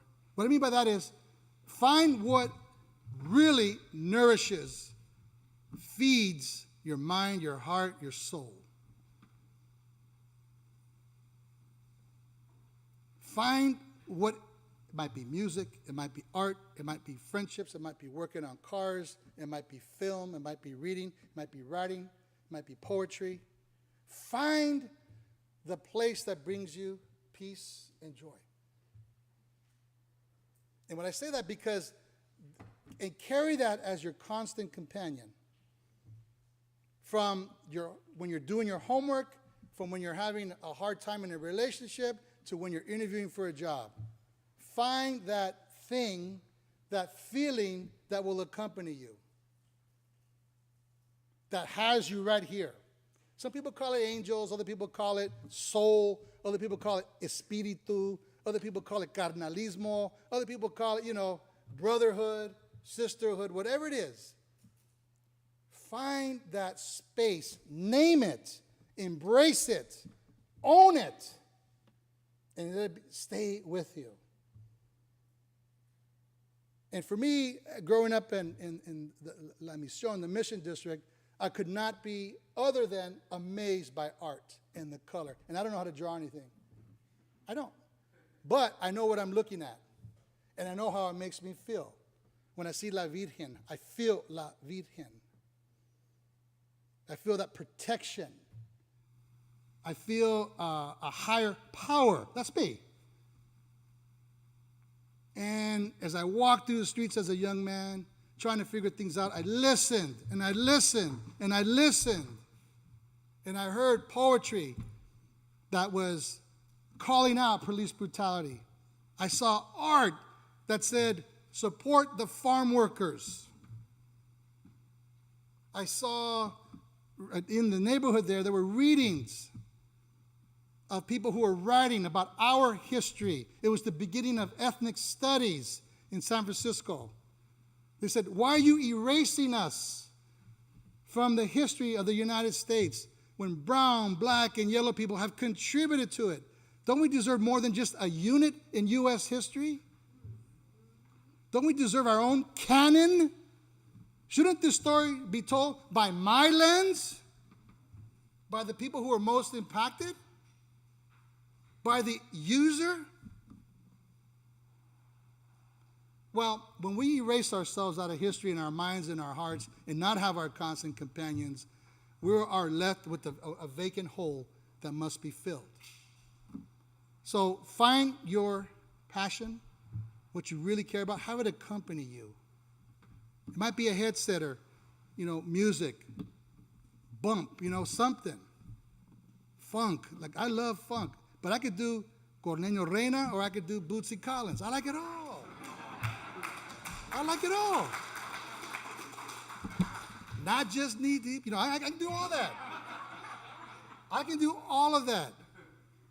And what I say by that is that, if you open yourself to learning and to growth and to opportunity, if you open yourself to it and not close yourself to this, you walk by in the college hallway and it says internship, you walk right by it. Or there's all these scholarships. You walk right by it. Tutoring session, min-mail session, min group. You walk right by it. I'm going to suggest that you pause, take a look, breathe. Say, you know what? I'm going to do that. I'm going to go to be with other people who have similar goals, experiences, who may want to share something. This is my freshman year in college. Oh, I was going to get down, but I'm not going to do that.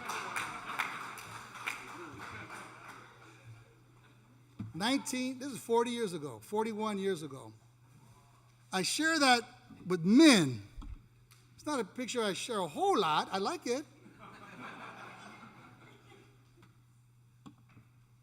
As a first-generation student, the environment at the University of California that had just 2-3 years before had settled the Bakke case around affirmative action, it said that people like me don't deserve college admissions, and that there should not be any factor on race to allow people into the School of Medicine, even though medically indigent populations are mostly brown and black and poor, and they're red.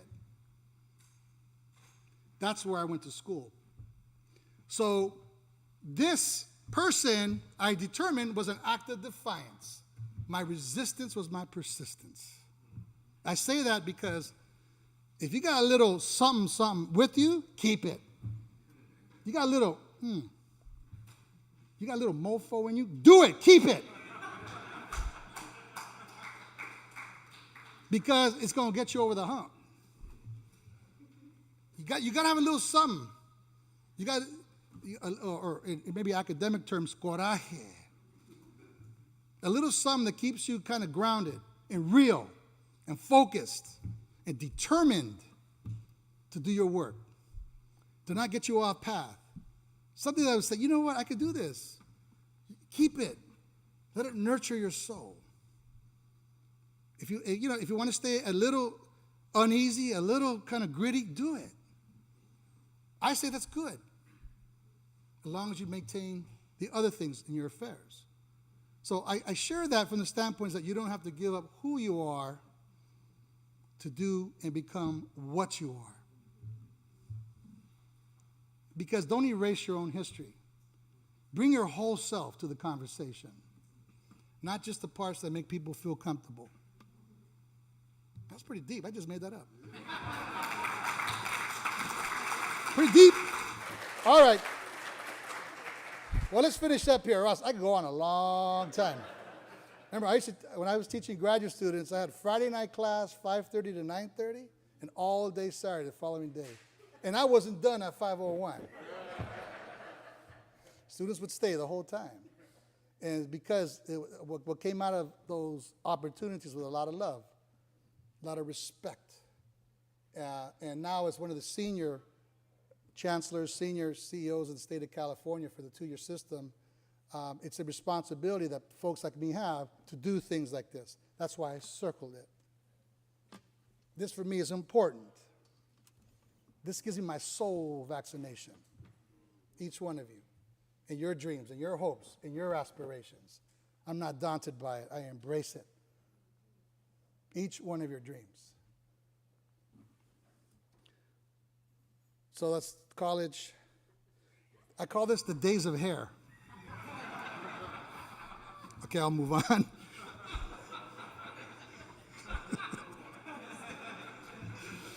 All right, let me finish. Come on, Luis. Let me finish, man. All right, let me finish here. I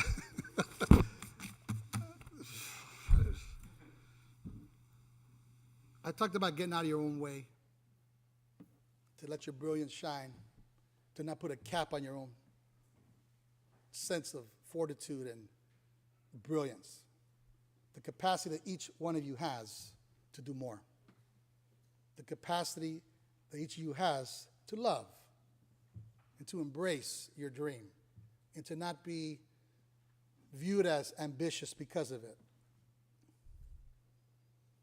So many of us culturally say, oh, we need to remain humble, need to have humility. I agree with that, but I also agree that you need not to put a governor or a limit on your own acceleration to reach your dream.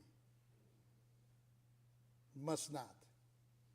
If you're in the fast lane, go 65 miles an hour, maybe 75. Don't go 35. It's dangerous. If you're in the fast lane, and if you need to go in the slow lane, don't go 85 miles an hour. It's kind of a funky image, but it's the right one.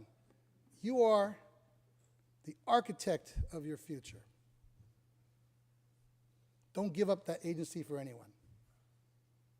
So as I conclude here, let me just say this.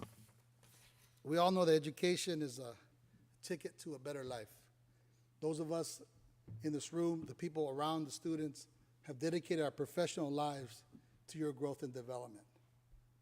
And if we're not doing everything we can to help you, call us out. Yet we're giving you license today and authority today, this afternoon, to say, I need assistance. I need more assistance. We are part of an educational workforce, part of an army of leaders that say, first of all, we care about you and we want you to succeed. It doesn't matter what college we're from, what agency we're from, we're all brothers and sisters here. Every single one of us, no matter what neighborhood we're from, we're all brothers and sisters. And if we choose to remain in California, we are the future of California. And as I said, our future is bonded, it's interdependent, and ultimately, I believe it will be successful. I remain incredibly optimistic and hopeful with the talent that's in this room, with the hundreds of thousands of individuals that are in this ecosystem of Los Angeles County alone. Let's just take our county, 700,000 college and university students, 80 colleges and universities in LA County. There's no larger ecosystem in the world that has this ecosystem of higher education institutions. You are in La Cuna. You're in the best place for technology transfer, for intellectual development, for professional development, for civic engagement, for equity, for inclusion, for access. This is it. The sad truth is we have obscene wealth and abject poverty living next door to each other, and they don't even know that they're neighbors. That's Los Angeles. So we in the community college system, we vow to use education as a tool to bust out of poverty, to pronounce and accelerate access to education and whatnot, and we will use that as the tool, as I said, for our emancipation. You know, Malcolm X once said that education is the passport to the future, for tomorrow belongs to those who prepare for it today. So I would say each one of you today has made an investment in yourself by coming here, by looking sharp, by walking with purpose, by leaning in, by putting out your hands, saying your name, who you are, representing your college, your institution, your family, your history. Your legacy is alive. Your legacy is alive. And it's about to get better. It's about to get better. So I salute each one of you. Cesar Chavez said that to make a great dream come true, the first requirement is the great capacity to dream, and the second is persistence. So I share that, and I leave that as my parting thought to each one of you. It's been an absolute pleasure to give me this space to fill my soul, to give me my vaccination, to give me my plática, if you will. A real honor to serve you, to stand with you in solidarity, and to be your brother. Thank you so much. Thank you.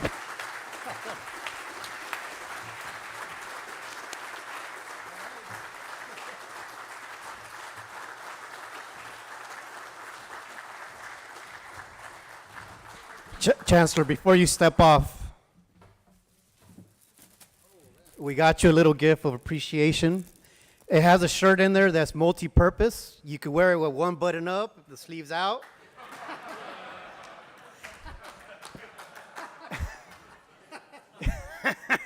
You could wear it, put a tie.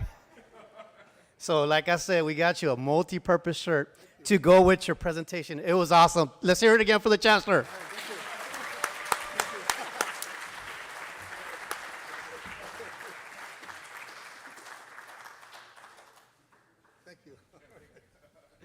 Thank you. Okay, Ivan, are you going to close it out? So, yes, really enjoyed all the energy today. I'm going to call Ivan up here because he's got a little bit of housekeeping to do. And come on up, Ivan, it's all yours now. I think they've seen me enough today. All right, how about another round of applause for Chancellor Rodriguez?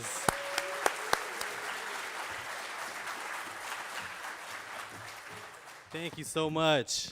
I've had an opportunity and a privilege to hear you speak multiple times, and I love one of the things that you say, which is very true. It's puro vitamina, and it's really what it is, listening to you, and so thank you very much for blessing us with your presence today. I have the honor and the privilege of closing us out today. And in doing so, I want to recognize a lot of the people and the individuals who made today possible. We couldn't have done it with an extraordinary team, and I want to make sure we acknowledge those individuals. And so I'm going to begin by acknowledging the Men of Color Action Network Planning Committee first. If you can hold your applause until after I name everybody, and then when I name you, if I can have you stand up, please. Oh, absolutely. There we go. Gilberto Bejar, if I can have you stand up, please. Juan Camacho, Chris de la Cruz, Rohan Desai, Dr. Luis Dorado, Reggie Ellis, Dennis Funes, Jose Gutierrez, Joe Luis Hernandez, Christopher Hurd, Dr. Cesar Jimenez, Dr. Paul Jimenez, Arshia Malik, Jonathan Nung, Dr. Greg Toya, Michael Tuatasi, Matthew Williams, and Robert Williams. Let's give these gentlemen a round of applause, please.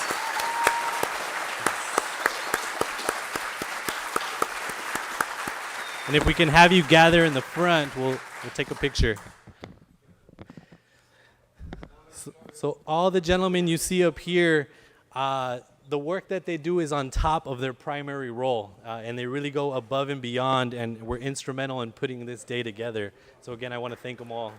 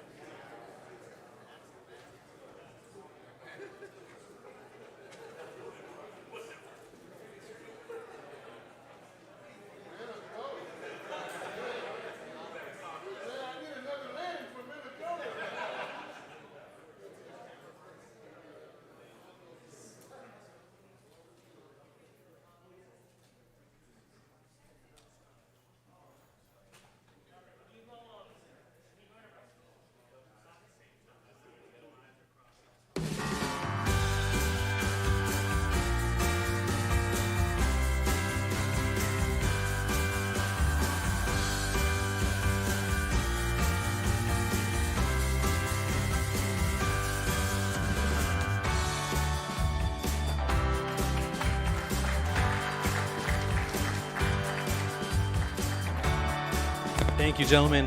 I also want to thank my team here at Los Angeles Harbor College. I really could not have done this we could not have done this without them. And so, once again, once you hear your name, if you can please stand.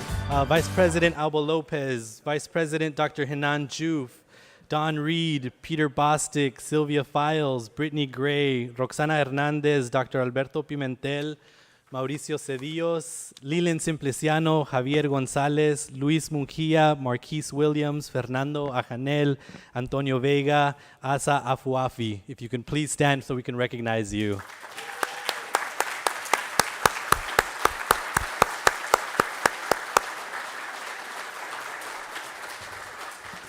Thank you so much. And lastly but not least, students, if I can have you please stand as well. The reason we are all here today is because of you.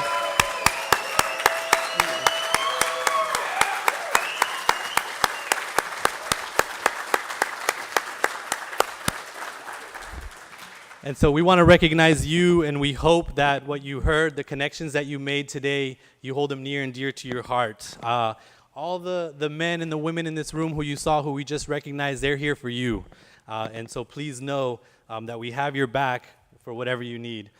Before I conclude, I do want to introduce one last speaker who's been instrumental in the Men of Color Action Network and putting it all together. And so I'd like to invite Mr. Reggie Ellis onto the stage, please.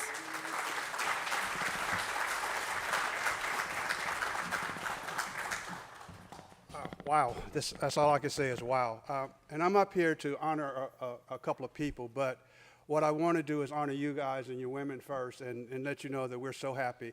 This thing started 5 years ago up in Santa Rosa with a group of us after we were at a college administrators function. And we were doing a presentation on insecurities for the home, food insecurities. And after that presentation, we kind of had happy hour. We bought tea and 7-Up. And we decided, said, what can we do next? What can we do for you men and women of color? And I want to bring the gentleman that was at the conference, and Mike Tuatasi, come on up right here in front so we can see you. Greg Tafoya, Dr. Jimenez, Robert Williams. We got together and said, look, what can we do? So 5 years ago, we're here now, this is what we did, okay? And we did it for you. And you know, and we're going to continue. Dr. Dorado, Yvonne, I don't know how we can top this. You know, we hosted the first one at Santa Monica College. I bought food for the group. It was $2,000. And now, today, we're 501(c), okay? We're giving each one of you students $100, okay? All right? So, and there's other organizations out there where you got to pay to go to their stuff. We're paying you to come to us. And to, you know, so these guys have done a great job. So I just wanted to acknowledge these gentlemen because 5 years ago we said, what can we do? And this is what we've done, and we're going to keep doing it. Okay, thank you. Next up, like I said, 5 years ago we started. We hosted the first one. El Camino was the second one. Compton College did the third one. It was a virtual conference, and so we didn't get the in-person connection that we have, but I want to bring Dr. Cesar Jimenez up here and recognize him.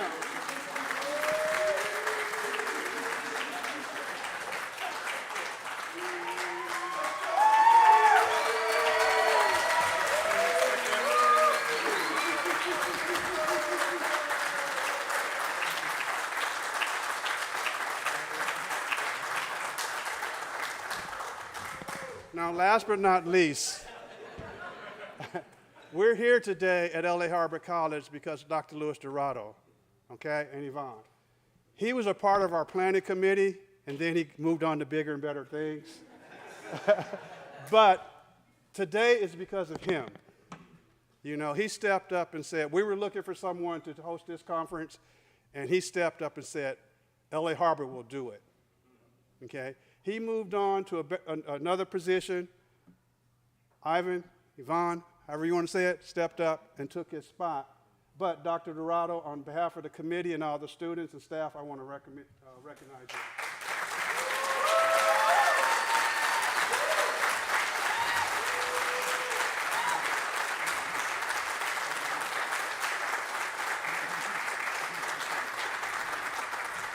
All right, we don't know where year 5 is going to be, but it's going to be somewhere. And it's going to be better than this, I guarantee you. So thank you guys, and you guys have a safe trip home, and look forward to seeing everybody next year.